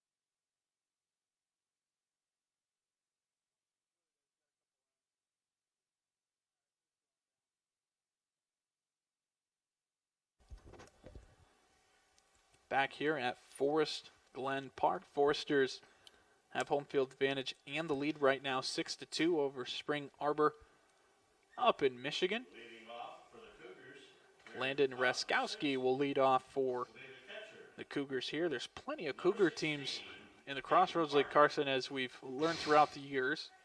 There's 3 of them, so if you say you played the Cougars over the weekend, you could mean a couple different teams. St. Francis, Spring Arbor, and Mount Vernon, yes. Yep. First pitch to Raskowski is called a strike. Power hitter in this lineup for Spring Arbor. 5 home runs this year, hitting .351. Almost hits him. We're getting out of the way. Was Raskowski? So he'll stay at the plate, 1-1.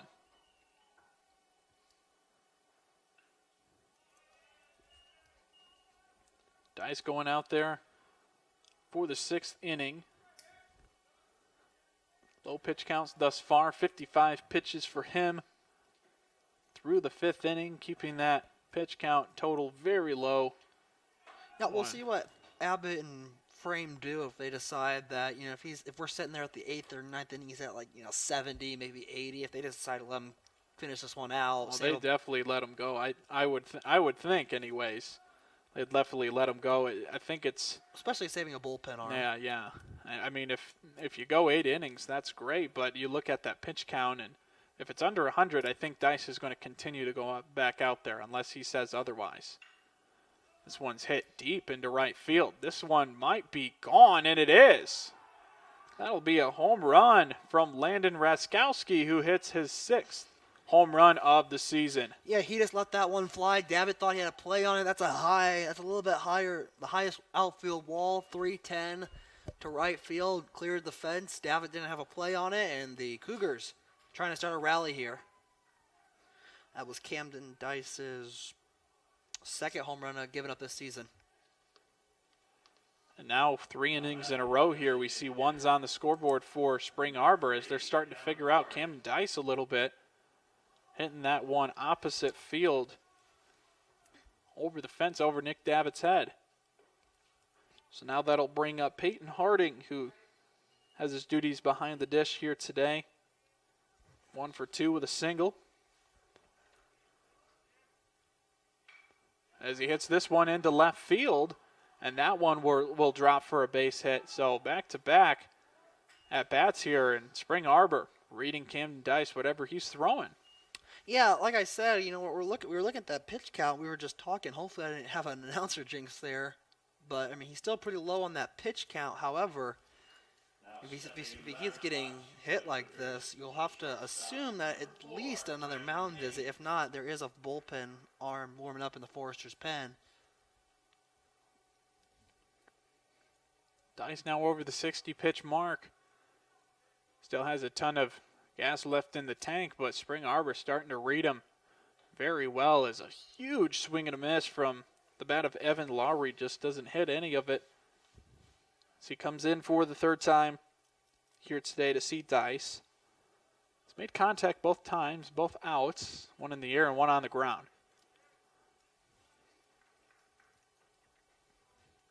Courtesy runner back in there, Brennan Moran.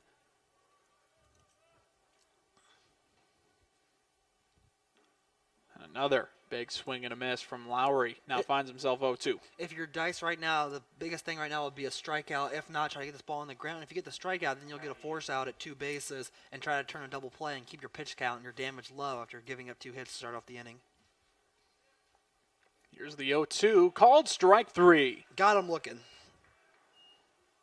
Got him looking indeed. So Lowry on 3 pitches from the arm of Cam Dice.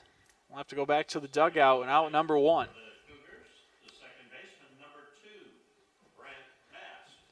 Dice's 3rd strikeout this afternoon. Not much of a strikeout pitcher, but can get those numbers up sometimes throughout his game. Huge thing here would be trying to do a ground ball in turn 2.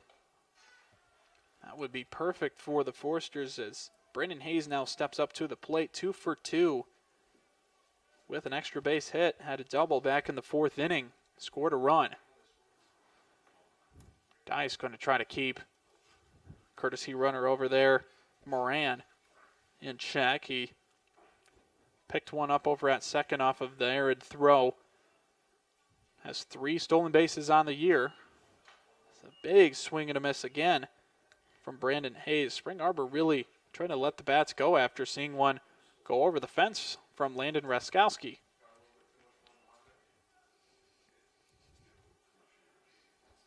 The 1-1. It's one tapped foul towards third base by Daniel Lichty.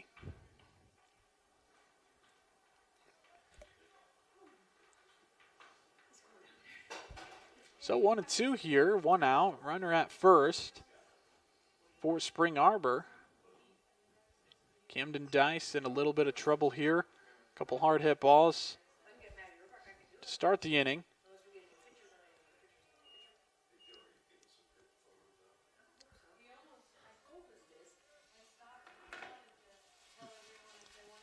Despite what's happened, he's only thrown 11 pitches this inning.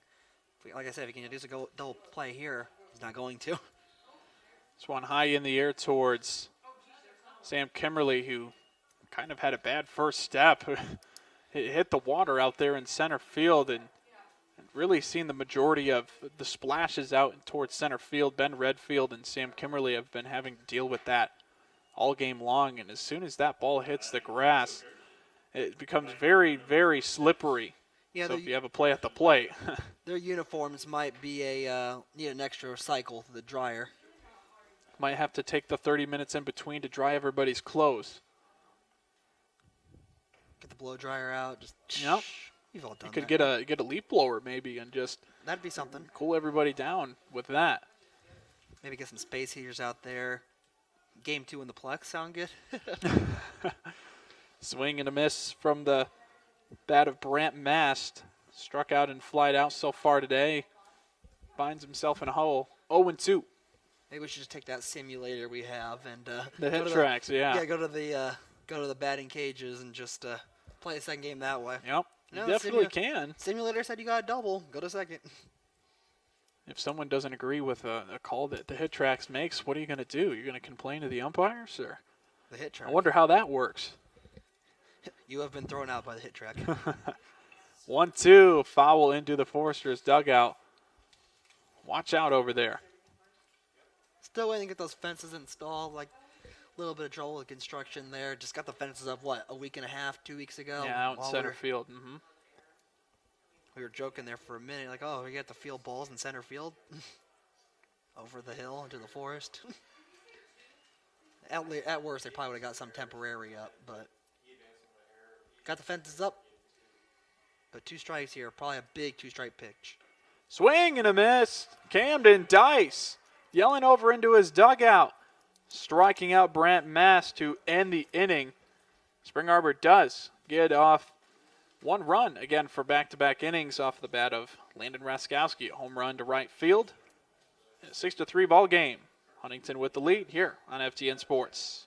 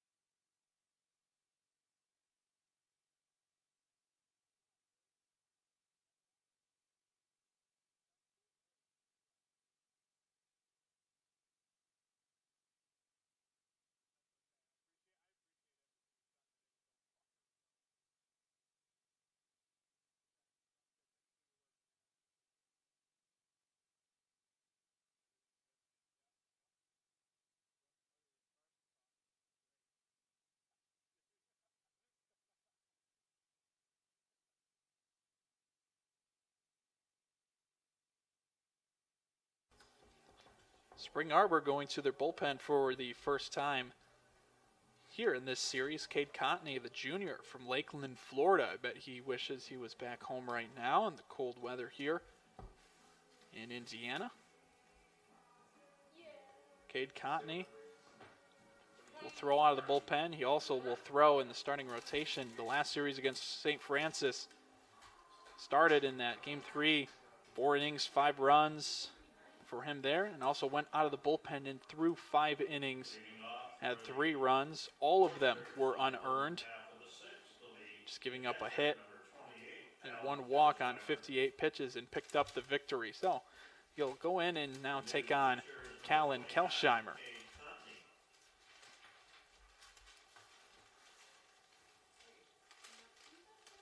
First pitch from him is check swing, a little bit too far for Kelsheimer, for strike 1. Contney getting a lot of work out of the pen and that starting rotation last week. We'll see how far he'll go here today as he comes in here to the 6th inning.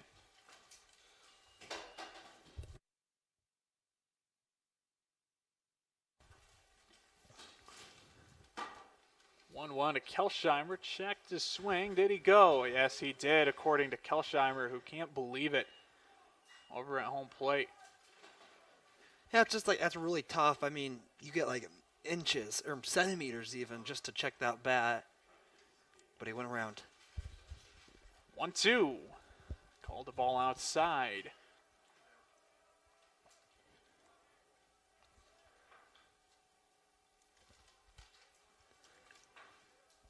Two and 2 the count.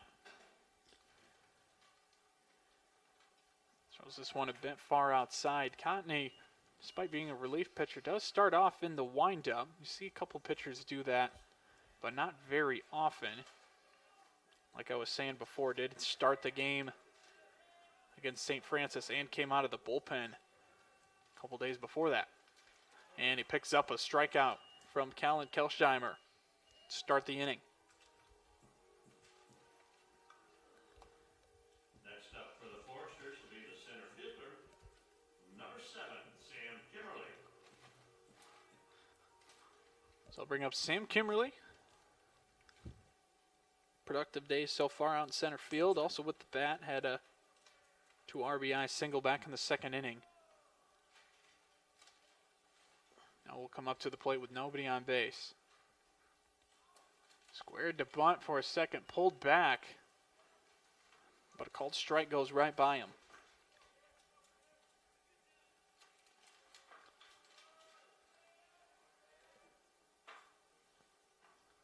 Contney will throw this one outside.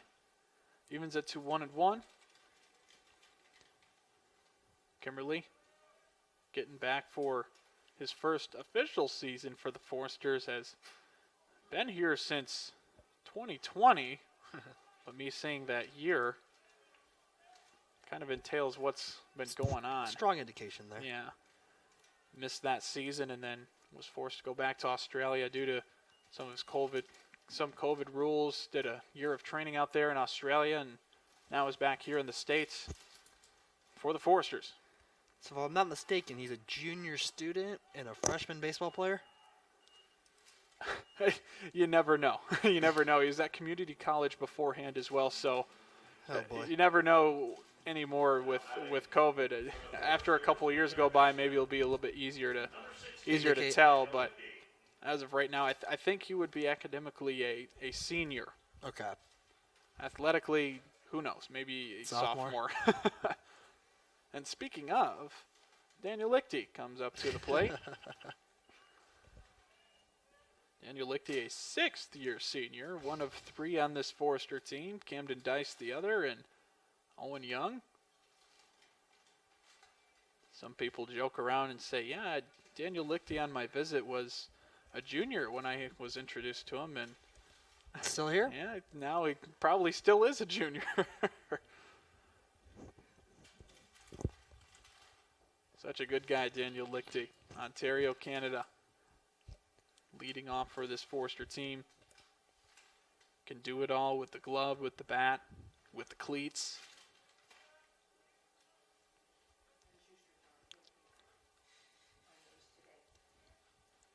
Again, thanks to our crew for getting all these images up. Very good to see as well as Lichty hits this one hard over to second. Throwing over to first, but not in time. Daniel Lichty gets on base for the third time here today. Officially going 2 for 3. Next up for the Foresters will be the designated hitter, number 4, Ian McCutcheon.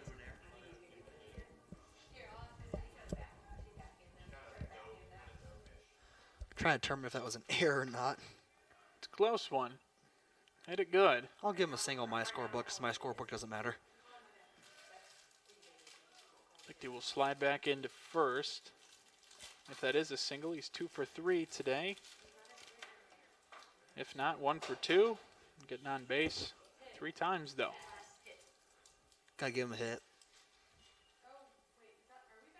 McCutcheon swings and misses through it. I believe he did foul tip, or else Lichty would have been on second base by now.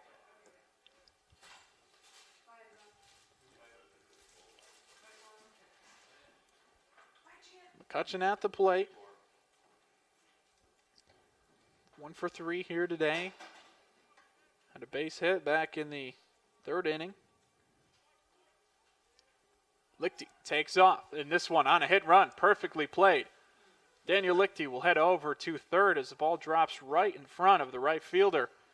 And the Foresters are back in business here with 2 outs. Doing a little 2-out rally there. Good shot there. As Ian McCutcheon got it out there. On a line, just dropped right there. Let's see what Ginder can do. Number 3, Langston Ginder. Getting some catcher out there. Doing his, convoluted hand signals. There's Langston Ginder, the Ball State transfer, Carroll High School grad. Had to throw in that Carroll reference, Carson. Of course. Obviously. I got to throw my high school out there, too, earlier today. It was good. Yeah, it's not. Good. I wasn't going to let you just do it. Ginder at the plate. Runner fakes and goes. This one hit towards center field. And making the catch is Ben Redfield. Good hit off the bat from Langston Ginder, but making the very good catch. Track the ball right off the bat. So Foresters do strand runners with 2 outs at the corners, but still have the lead. 6 to 3 here on FTN Sports.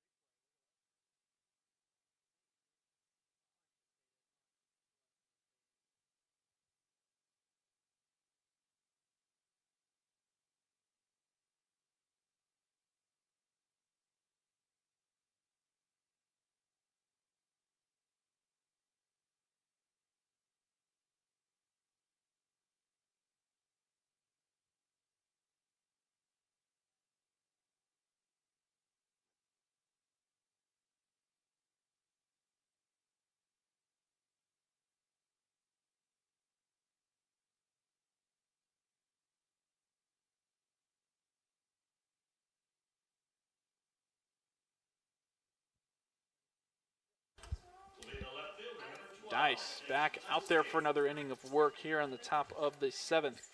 Carson, not Watkins, Bleacher out there at the plate. Maybe they should give me a shot. Maybe I can drive some runs in. Go ahead, go out there. I'm all right. See if they'll let you do it. I'm all right. Can I play? Put me in, coach. Yeah, no.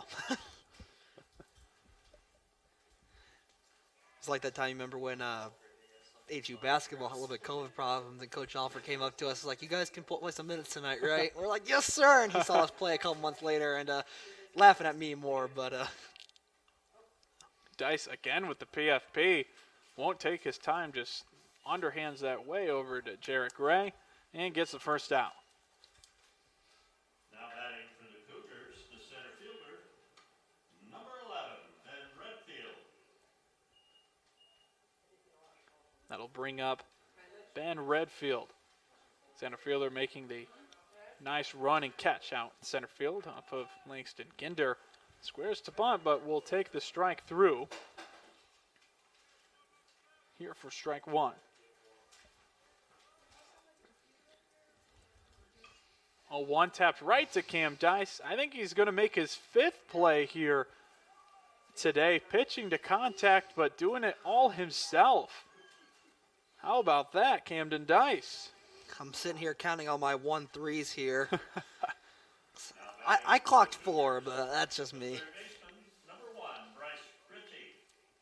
But good day for the fielding mound. They give gold gloves out for single games. If so, Camden Dice would definitely be on top of that list. Yeah, but, I mean, all jokes aside, good thing is here, he's kept that pitch count low yet again after a little bit of a heavy workload last inning. Kept that pitch count low, and we're racing towards the 9th inning here, so you never know. Ooh. Pitch was close on 2-0. I think Dice wanted it.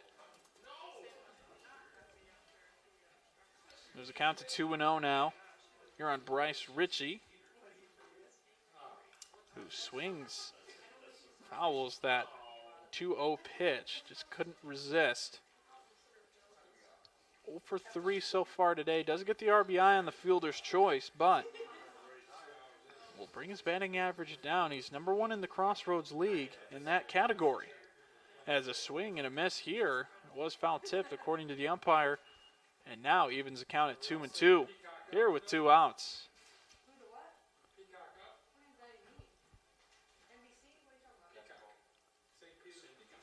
So, 2-2.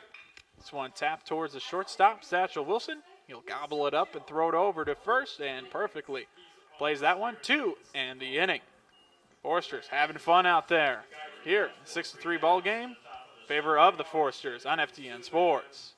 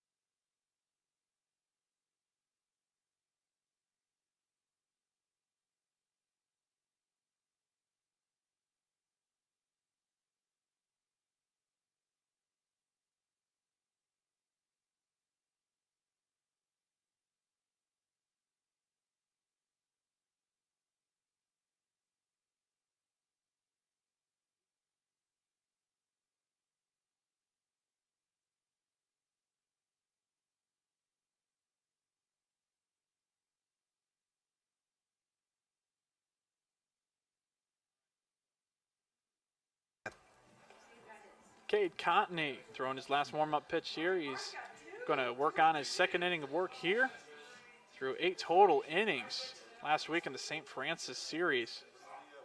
1 as a starting pitcher, 1 as bullpen guy. Did very well in those games. Going to try to do the same here. Trying to take on Satchel Wilson here, Jarrett Gray, and Nick Davitt at the minimum this inning. 4-5-6 for the Foresters.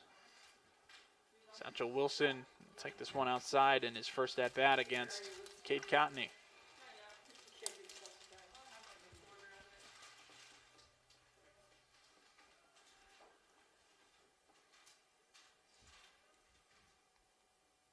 Throws this one towards Wilson, and he will take that one, and he'll go over to first base. Waiting to see the ruler. We had that one a couple innings ago. Yeah. So they're going to say that he was hit. Again, not sure if they did apply that rule there where you have to get out of the way or can't lean in. Could have hit the knob of the bat, but we're probably assuming that that's what they called. Just never know. So they'll bring up Jarrett Gray. Satchel Wilson over at first. This one scorched to center field. Ben Redfield, though, making another excellent catch out in the muddy waters of center field. Redfield really cobbled himself together a highlight reel today. Tracks the balls very well out in the middle of that outfield. Getting Jarrett Gray to fly out. Very good looking play. Now the Foresters here with 1 out. Runner at first will come up Nicholas Davitt.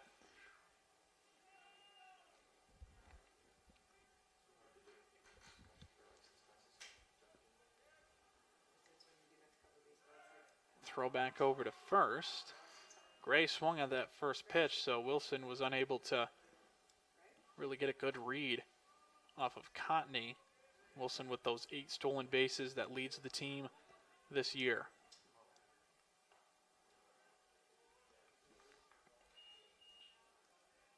Davitt with a walk today, 0 for 2. His first game of 2, hopefully. A doubleheader. Cotney throws this one inside. Now moves it to 2-0.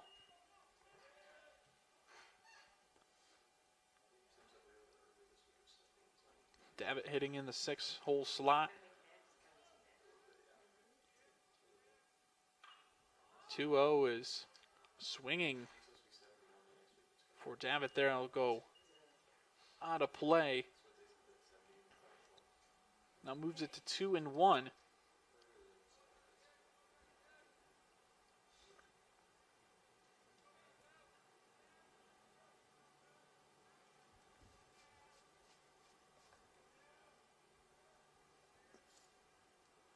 Cade Cotney on the mound here for Spring Arbor. Throws back over to Wilson, really keeping him close over there, making sure he doesn't take off. Spring Arbor doing a really good job at making sure Huntington doesn't take off and even really try to attempt. It's right on cue. Wilson heads over to second, and yeah, right on cue there, Carson. Yeah, really good base running there. Shortstop didn't really move over fast enough. He was still pretty close, but gotta be watching to cover that base. Davitt took a good rip at it though. That'll be Wilson's 9th stolen base of the year, extending that lead on his own team. So now Davitt with a runner in scoring position with 2-2 count. Takes away the double play. He's still dancing over there at second. Trying to get in the pitcher's head a little bit there. If Wilson can take some eyes off of the plate from Cotney, may allow Davitt to get a better pitch. They try to focus on him too much. A 3-2, too far low. So Davitt will head over to first for the second time in this Game 1 doubleheader series via the walk.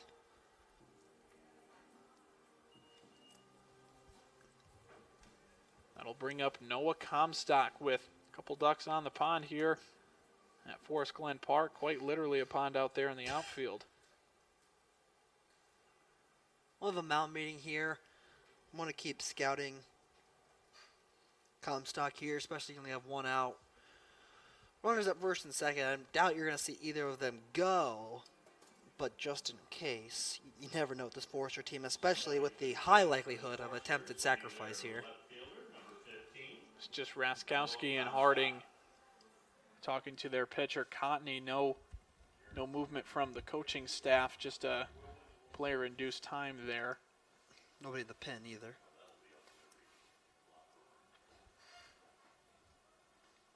So Comstock to the plate. 1 for 2 today.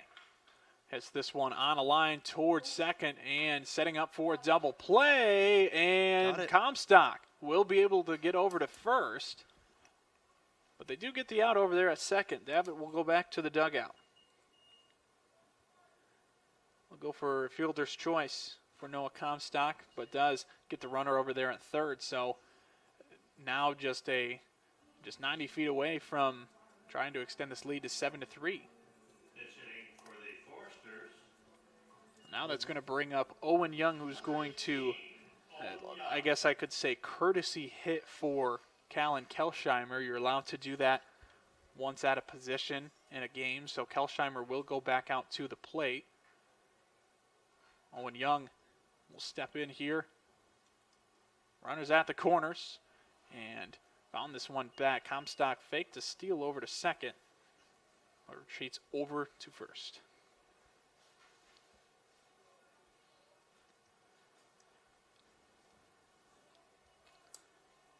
Young at the plate, 267 hitter this year. He's 4 for 15. Does have an extra base hit. One little bit low. Really good pitch from Cotney. I think the Cougars definitely wanted that called a strike, but instead now evens the count at 1-1. Young, very experienced hitter at the plate. 1-1. Just too far outside. Cotney definitely wanted that one too. It was really close. Now a more favorable count for Owen Young. Runners at the corners. We'll see if Comstock will take off. He's faked it. Won't go there. And now moves the count to 3-1.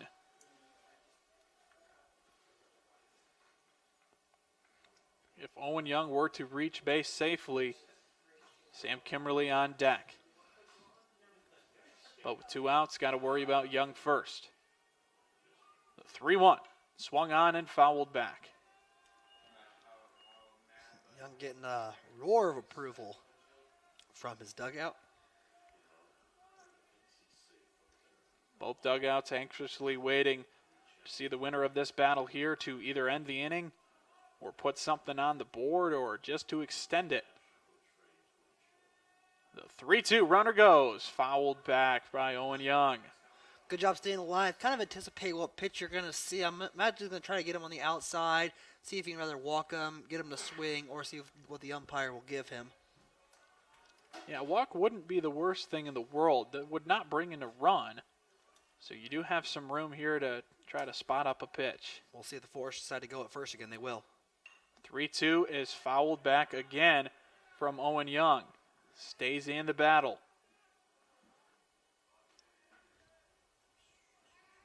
Cotney and Young.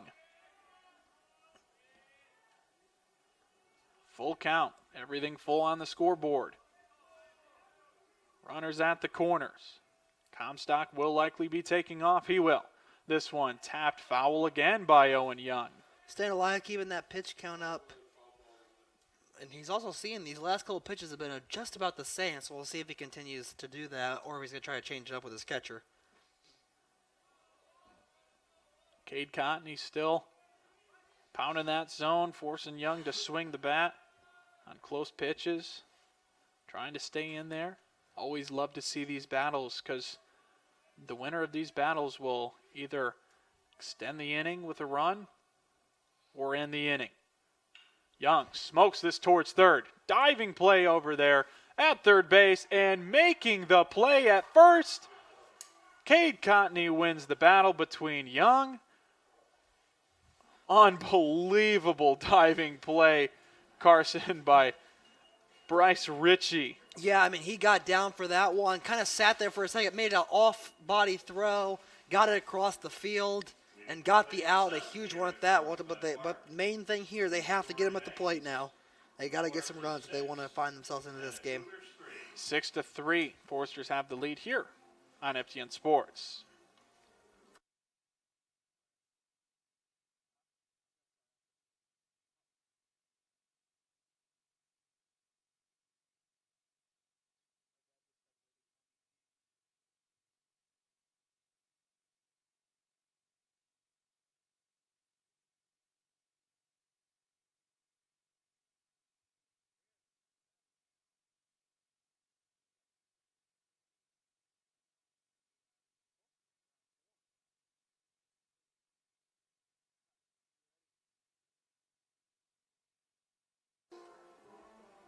Camden Dice comes back to the mound here. He's got 87 pitches. He's likely going to end the day here with this one. We've seen Forester pitchers go back out with 100 plus though. So I guess we'll find out here. He'll have to take on the meat of the order here as Lichty gets this first one. That will help the pitch count, and maybe it won't. A little bit low there. Got across the mound, just bounced right in front of Gray. Couldn't corral it. Leadoff single, only one pitch.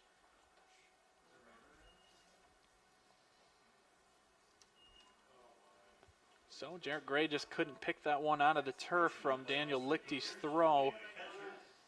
I'll bring up Peyton Harding right in the middle of this order. If the Foresters could have gotten that First pitch, 1 out. That would have helped Dice a ton, but now runner over at first, and Spring Arbor loves to try to advance that runner.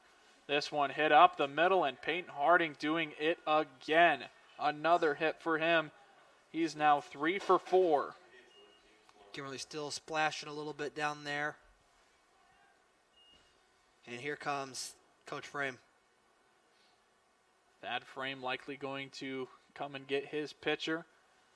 Camden Dice will come out of this ball game here.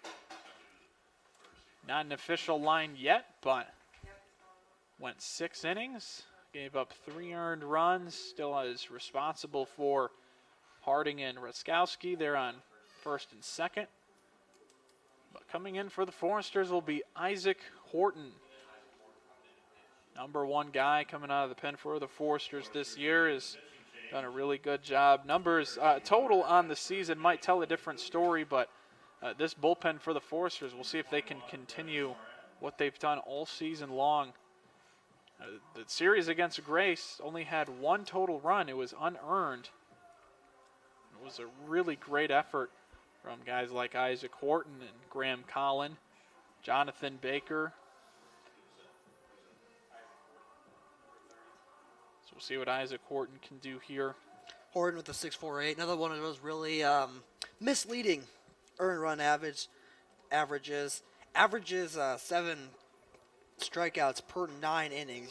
Obviously, there's a pitch 9. That's a pretty dang good average. 21 strikeouts on the year, on 12 walks, and only 14 earned runs. Make that 12, actually. Read the wrong line. Now we'll make that 12.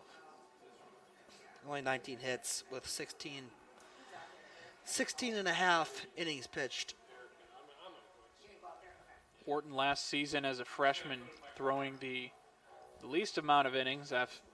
Pitchers that pitched last year for Huntington, 1 2/3 innings, and now this year kind of taking over the number 1 spot, being that most reliable guy for the Foresters this year. Yeah, see what he can do. If best case scenario right now would be starting off with some sort of strikeout or double play. Ground ball, Just see it what, would be yeah. nice, yeah. Trying to get it to the outfield, especially if they try to run. Something short in the air potentially as well. First pitch is fouled back from Evan Lowry, senior designated hitter in the lineup here today. He's from Howell High School up in Michigan. The lefty at the plate. This one hit on the ground towards Wilson, who was going towards second. And that one will get through, and a run will score. That run will be credited to Cam Dice as his 4th earned run. But more importantly, a 2-run game for Spring Arbor. 3 singles in a row, so not a lot of contact, but they're finding a way to beat the gap. That was a pretty tough one there for Wilson. He was trying to read it. He read it pretty well, but the runner did a really good job too, kind of interfering with his vision. He went one way, the ball went the other. Not a soccer play like it sounds like, but certainly. And if Wilson wasn't going towards second base, you got to believe that the Foresters had a really good chance to get a double play. As this one's bunted on the ground, Horton going to have to make a really nice play, and he will not, but the umpire is calling the batter out. He may have been out of the box. That's where he was pointing, or is he calling him out? Maybe not out. It looked like he was calling him out. Well, it must have hit him inside the batter's box, so they will call a strike, I believe. Yeah, he'll pick up his bat. So wow, that's a game changer there, Carson. It really is, because I didn't even see if he was out at first or not, but I mean. He was safe. He was safe. Yeah. So, Spring Arbor now will bunt this one. Again, a beautiful bunt. Lichty bare hands it, and that will go into the glove of second baseman Langston Ginder. Really good play by Ginder. That's going to be very underrated, as that would have went all the way in the outfield. Probably scored but now 2. bases loaded. If Ginder wasn't there, this game would be tied right now. Yeah. Another earned run for Dice, though. For the Cougars, the second baseman, number 2, Brent So now 6-4 ball game. All of a sudden with the bases loaded with Brant Mast at the plate. 0 for 3 with a couple strikeouts. Really good opportunity for Mast. Get this thing tied up. Take a strike from Isaac Horton, and that was just a perfect example of how the Spring Arbor Cougars like to play. They love to bunt the ball and run around the bases, and that was a perfectly executed bunt twice in a row from Brandon Hayes. Would not be surprised to see maybe a squeeze bunt situation here, Carson, with nobody out. Really wouldn't hurt if they did pick up the out at home plate. Mast hitting .219 this season. This one's hit high into right field. Going back is Davitt, and a grand slam. He just Brant Mast. He unloaded on that one, Ryan, and that's a huge killer for the Foresters. But my goodness, another deep home run for the Foresters. Gave up to right field. Davitt just could not make a play on that one. And that really just absolutely shook this game up. It sure did, Carson, and Foresters have had the lead since that bottom of the first inning, where the Foresters took a 1-0 lead and have had the lead ever since, and now have just lost it here in the top of the 8th. Foresters still have to get out of this inning, but will only have 6 outs to try to tie it up. This one's tapped towards the right side. Going to be a tough play. Horton makes the tag. What they say, he didn't touch him, and runner will be safe over at first. Just absolute destruction from Spring Arbor's bats, whether that be 2 feet from the plate or over the fence.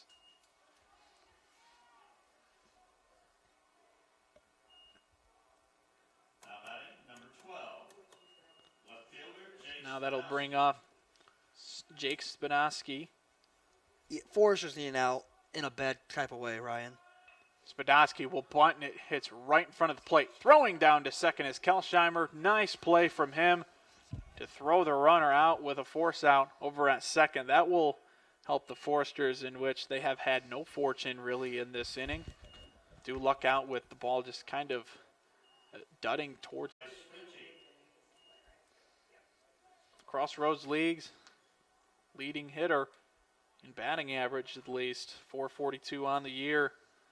Will come up in a big situation. We'll take a hit here and try to extend this lead. Now the Forester bullpen is becoming real active, and probably a couple nervous faces on the look of the Forester's dugout, as this lead is completely diminished and still with some damage left to be done for Spring Arbor.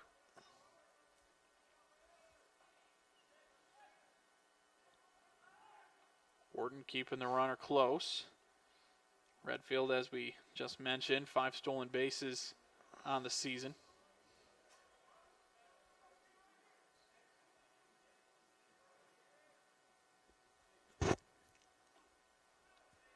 First pitch is called a strike to Ritchie. Biggest thing Horton can do now is try and induce that double play. If not, the question is, do you go home and try to stop the damage or let runners go? We'll have to see what it looks like.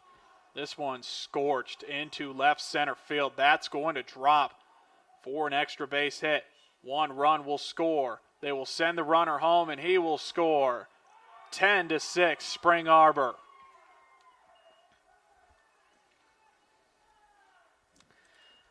Certainly the worst possible scenario here for the Foresters is hitting 7 runs top of the 8th. And that's the hard thing about these 9-inning games, Ryan. We talked about it. When you have a 7-inning game, Foresters would be celebrating a victory right now. Yeah, they sure would. That's a very good point.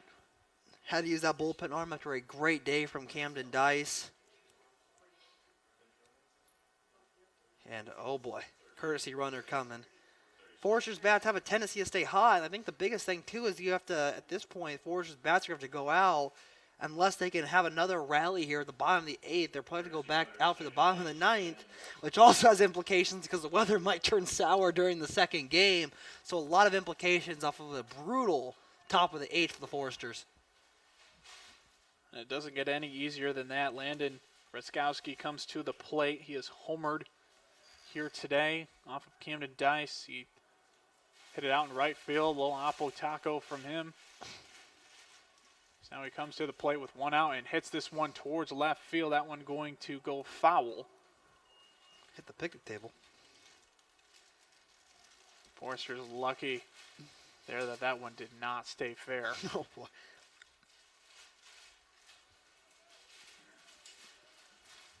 So Raskowski at the plate. Led off this inning. Getting over to first on the error. This one's hit towards the air. Lichty made the play, but threw it in the artificial turf over to Jarrett Gray, and it just popped out of his glove, which now is so important. Yeah. Carson. I mean, I didn't even think of that until you brought it up, because that feels like a long time ago. 1-2. This one tapped in the air. Kimmerly going to camp under it and make the catch. Runner will fake the tag and retreat over to second. The Foresters do collect that second out of the inning. Yeah, I was going to say, when he started running, I was a little bit perplexed. Kimberly was pretty close to even second base, so really risky play there, but it kind of worked out for them. Now the biggest thing is you got to get this next out, Ryan, without any other damage if you want a chance to win this game. 7-run inning for Spring Arbor extends now the lead 10-6 for the Cougars. Swing and a miss from the bat of Peyton Harding, who was the second hole man in this inning, now getting his second chance at the plate. Will now face Isaac Horton for the first time. As he swings this one foul.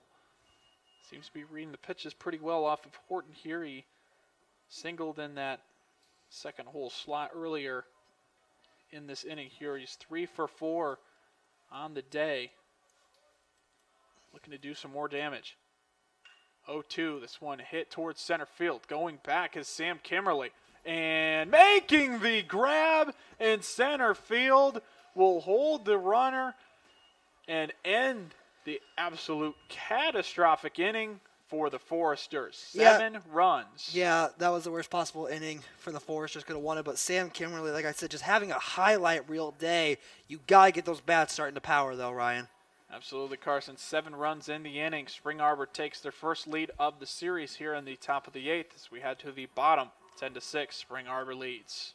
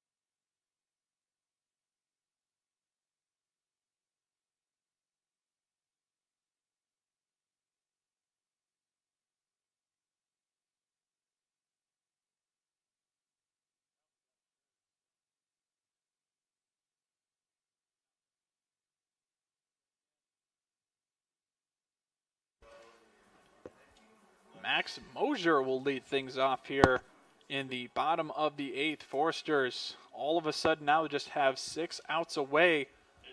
If they don't get 4 runs at least, we'll end up with a loss here in game 1 of the 4-game set against Spring Arbor. Max Mosier, senior, Jay County, Indiana, 182 hitter on the season. Take this first pitch from Cade Cotney for a strike. A little bit of a bender there on the first pitch, curveball. Sure Max wasn't looking for it. Fouls this one towards the dugout. One sped up a little bit more on a fastball, and now 0-2 for Mosier. Timing's all out of whack after that. Good job by Cade Cotney.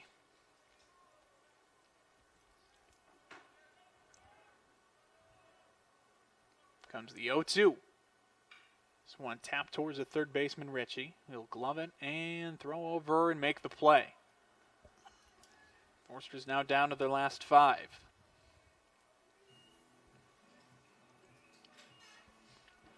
Second play in a row on offense for Foresters.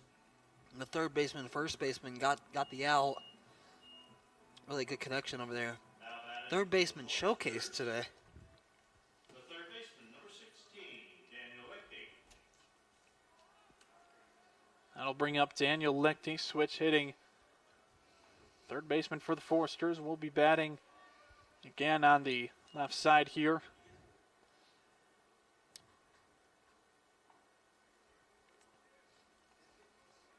1-0 to him. That'll be called a strike. Lichty so far today, 2 for 3. Also has a walk. Had that bloop double back in the first inning.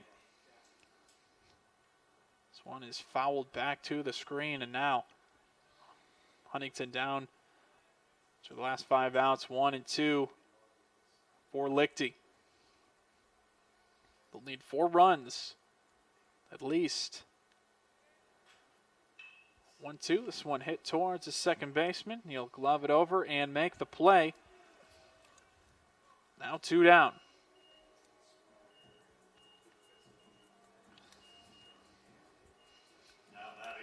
So that'll bring up Ian McCutcheon. Couple hits so far today, 2 for 4. Foresters do have the good part of their lineup coming up. If they were to try to get one off here, as this one's hit deep into right field and just over the head of the right fielder. McCutcheon gunning for second, and he will get there standing up. Forced that 2-out rally a couple innings ago. We'll see what they do here. We'll have to scratch away at least 1 or 2 really this inning, Carson, to try to get things rolling.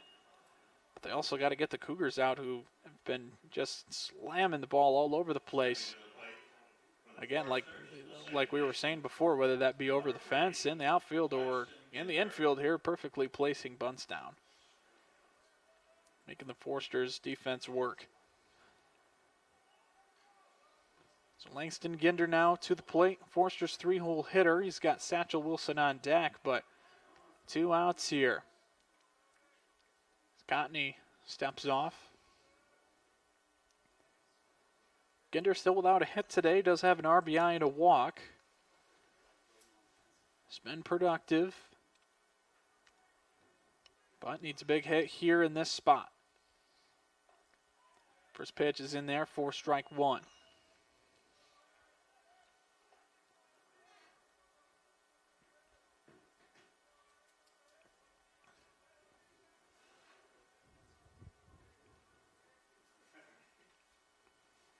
Comes the 0-1 to Ginder. A little bit outside this time. Now he evens the count at 1-1. Cottney has given up 3 hits so far and a walk, but no runs have come through. Looking for his 3rd complete inning here with 1 more out. This one called a strike.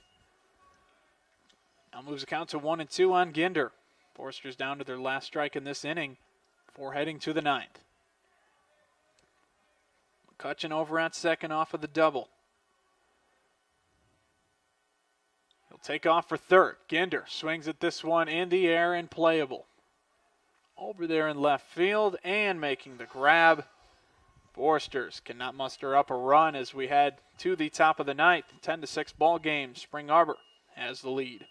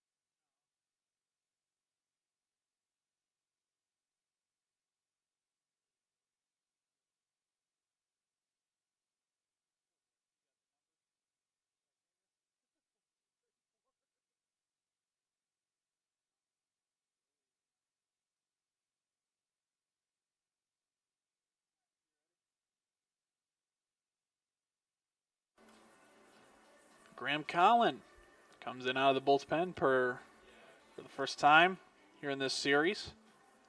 Freshman from Homestead High School. Carson Watkins, what you got? 14.34 ERA, one of those, like we said, getting adjusted down there in Arizona and against St. Francis. He's only pitched 10 innings, so, I mean, that kind of also skies up that. There's something called, it's not a start, it's a blow-up relief, blown save, whatever you want to call it. It's a statistic, the C of baseball statistics. Yeah. A couple blown saves, but you got to overcome that. Once again, I'll quote Coach Frame, you got to battle through that. You're a college pitcher. He's a freshman. He's going to learn. The biggest thing for him right now is 3 outs, no runs. Take that ERA down and give your team one last fighting chance in the bottom of the ninth. You got to do what you can here as Graham Collin will come up to the plate, take on Evan Lowry. Had a base hit in the last inning. Huge one for Spring Arbor Cougars. This first one is low. Despite some of the issues, Graham Collin does have a ton of really good stuff in his arsenal. Throws that fastball near 90 miles an hour. Sometimes we'll touch it. Just kind of a back-breaking curveball, too. Very similar to Tyler Pappenbrock. His stuff is really good as well. The only difference between the two is, well, one throws with the right, one throws with the left hand. Very silly-looking swing. That good stuff from Graham Collin definitely showed in that pitch right there. Now 1-2.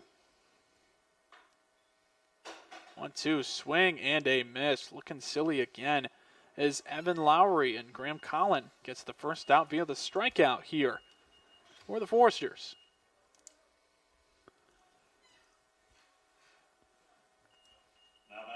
So that'll bring up Brandon Hayes, who had really 2 perfect bunt singles in the same at bat, but the umpire said that it did hit him in the box. They called a foul ball, and then did it again. So he does have the ability to bunt very well. Forster is definitely going to key in on that as Lichty's got a close eye, now sitting even with the bag.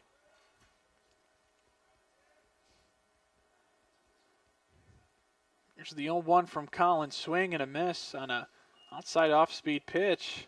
Graham Collin showing some really good signs on the mound here.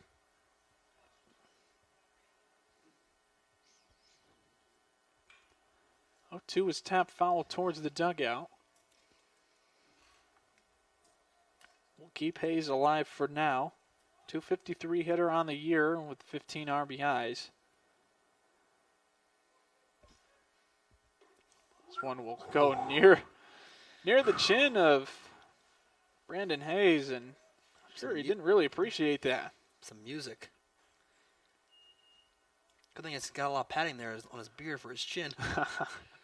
This one is hit towards the air in center field. Kimberly camped under it and will make the catch, going to his knees. Not sure if he slipped or just kind of got down for that one, but like I said, the biggest thing here was going to be 3 outs, and we're 2 down. Not saying that it's impossible, but definitely a great start to the inning. And, an out here, and even if you don't get the out here and you give up no runs, that gives the Foresters one last fighting chance with Wilson, Gray, and Davitt coming to the play after this in Comstock. That's a great point there as Collin gets another swing and miss from Brent Mass. Foresters do have a good part of their lineup coming up. They did have also a good part of that out as well. Lichty, McCutcheon, and Ginder. We'll have to muster up 4 runs at least here. We'll see what Spring Arbor does in this 2-out hitting here with Mast at the plate. 0-2 though. Very close. Very good looking pitch from Graham Collin. A lot of guys out there in the dugout right now jumping around, trying to stay loose. 1-2 swing and a miss from Graham Collin. Looked really good there. What an outing from that young man, Ryan. Was able to get there, lower ERA probably quite a bit, and let's see what the Foresters can muster up. Let's see if they can muster up 4 and send us to extras, or tie it, or take the lead, or this is it. We'll find out. Wilson, Gray, and Davitt to end the game here potentially, or to extend it in the 9th, 10-6, Spring Arbor.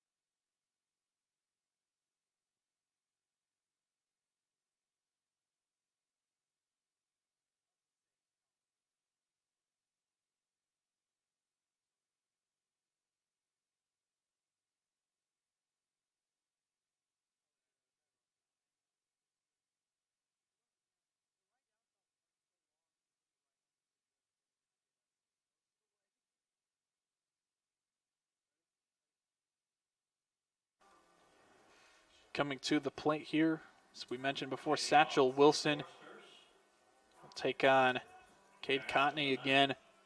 Here is doing a really, really good job.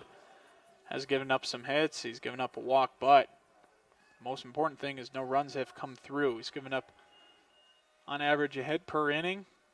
Did walk the one, but no runs again, and it's been the difference so far here. He had got a big out against Owen Young. Back in the bottom of the 7th with runners at the corners.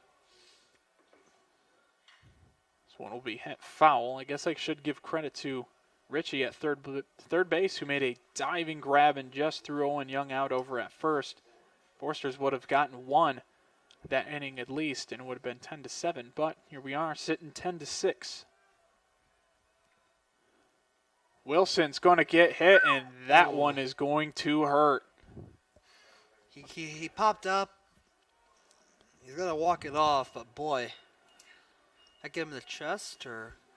Could have hit him in the arm. Yeah, I couldn't quite get a good read on it. Wilson will now be hit by back-to-back pitches at the plate. Forsters will take it. I was going to say get him an ice bath, but my goodness, it's already cold enough out there. Yeah, that's very true. Hopefully he maybe didn't feel it as much there.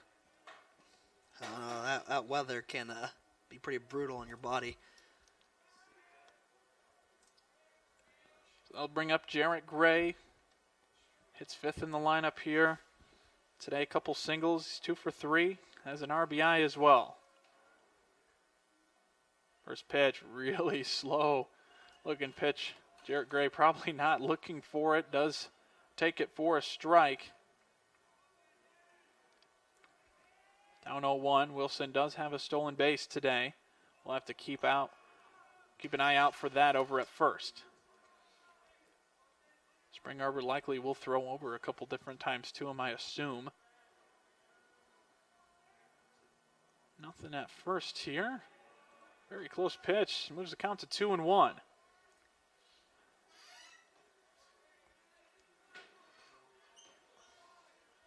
Jarrett Gray at the plate. Top of your screen there on the right. A couple of his roommates and buddies. Watching him along here. Maybe for the second game, I'm like, hey, yeah, we love you, Jarrett, but we're gonna go back and watch this on TV. Listen to Carson and Ryan. I could. They're troopers out there, but I wouldn't blame them if they do go back and watch on TV. 2-2 is fouled into the Spring Arbor dugout. I believe it did. Tough to see. Hopefully it didn't hit anybody. Yeah, it's a little unfortunate to see those stands so empty. Obviously, those are usually pretty packed full, but we'll get there. We'll get there here soon.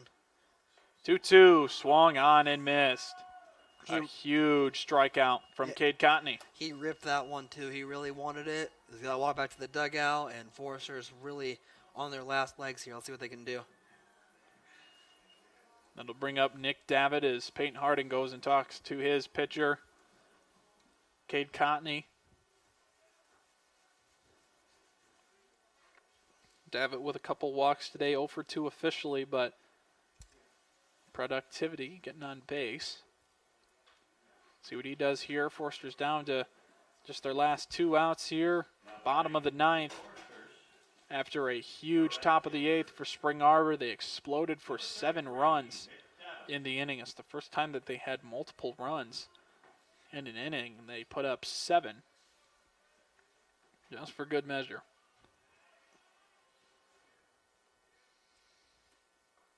Davitt will take a strike.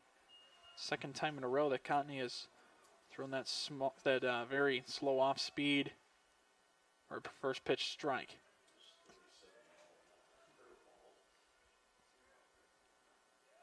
Second pitch, very close. Asked if he went. He did not, according to the field umpire. 1-1 to Davitt now. One of the senior leaders on this team. Swings and misses right through that pitch, and now Davitt down to his last strike in this at bat.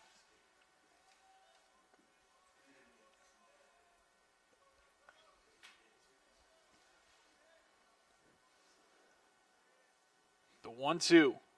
And the dirt low.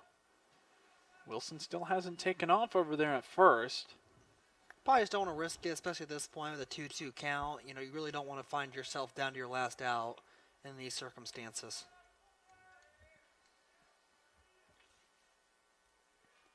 2-2. One inside. Very good looking frame and pitch from Peyton Hardy. Yeah, he really wanted that one. It might have just got the corner, but Davitt's crowding that plate a little bit, so you can understand why the umpire probably thought it was a little bit closer. Davitt looking intimidating with the eye black today, too. We'll see how much that works here. Count is full. That one. Ball 4 to Nicholas Davitt.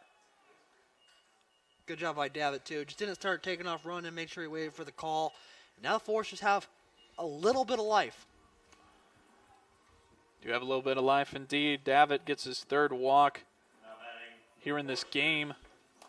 Still over 2, but hey, you get on base 3 times. That's going to be just fine with him and the Foresters. You know, it's a little bit of discussion in the baseball and particularly the analytics community. You know, you look at a guy, he's one of my favorite players, Yasmani Grandal. Usually bats about 165, but has a near 400 on base percentage, and you know that's very valuable. First pitch to Noah Comstock is a strike. Cotney doing a great job on that first pitch strike here in this inning. Comstock 1 for 3, had a sacrifice bunt in the second, singled in the fourth. Takes this pitch inside, now evens the count at 1-1. Foresters have been working counts all day long. Going to have to do a little bit more of that. They want to try to come back and take this game away.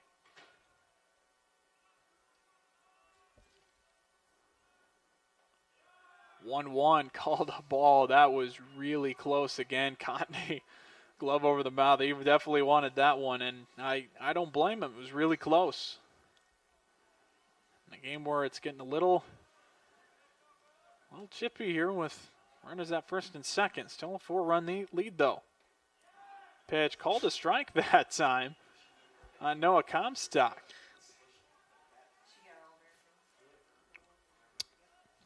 Now moves the count to 2-2. About the same spot, too. Pretty dang close. Here's the 2-2. Swung on and missed. Noah Comstock goes down on strikes. Now the Foresters down to their last out here with Callan Kelsheimer.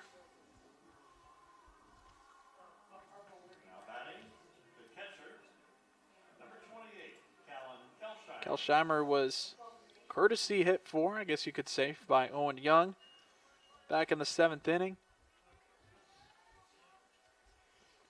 Comes in, has a sac bunt that got an RBI. 0 for 2 though, other than that. They fake the throw over to first, and that's going to be a balk. That's huge. Yeah, that is huge. Runners move up to second and third. Yeah, you can't make that move going over to first. You got to throw the ball. Cotney allows the runners to go over to second and third. So Kelsheimer, an opportunity to bring 2 in off of a hit.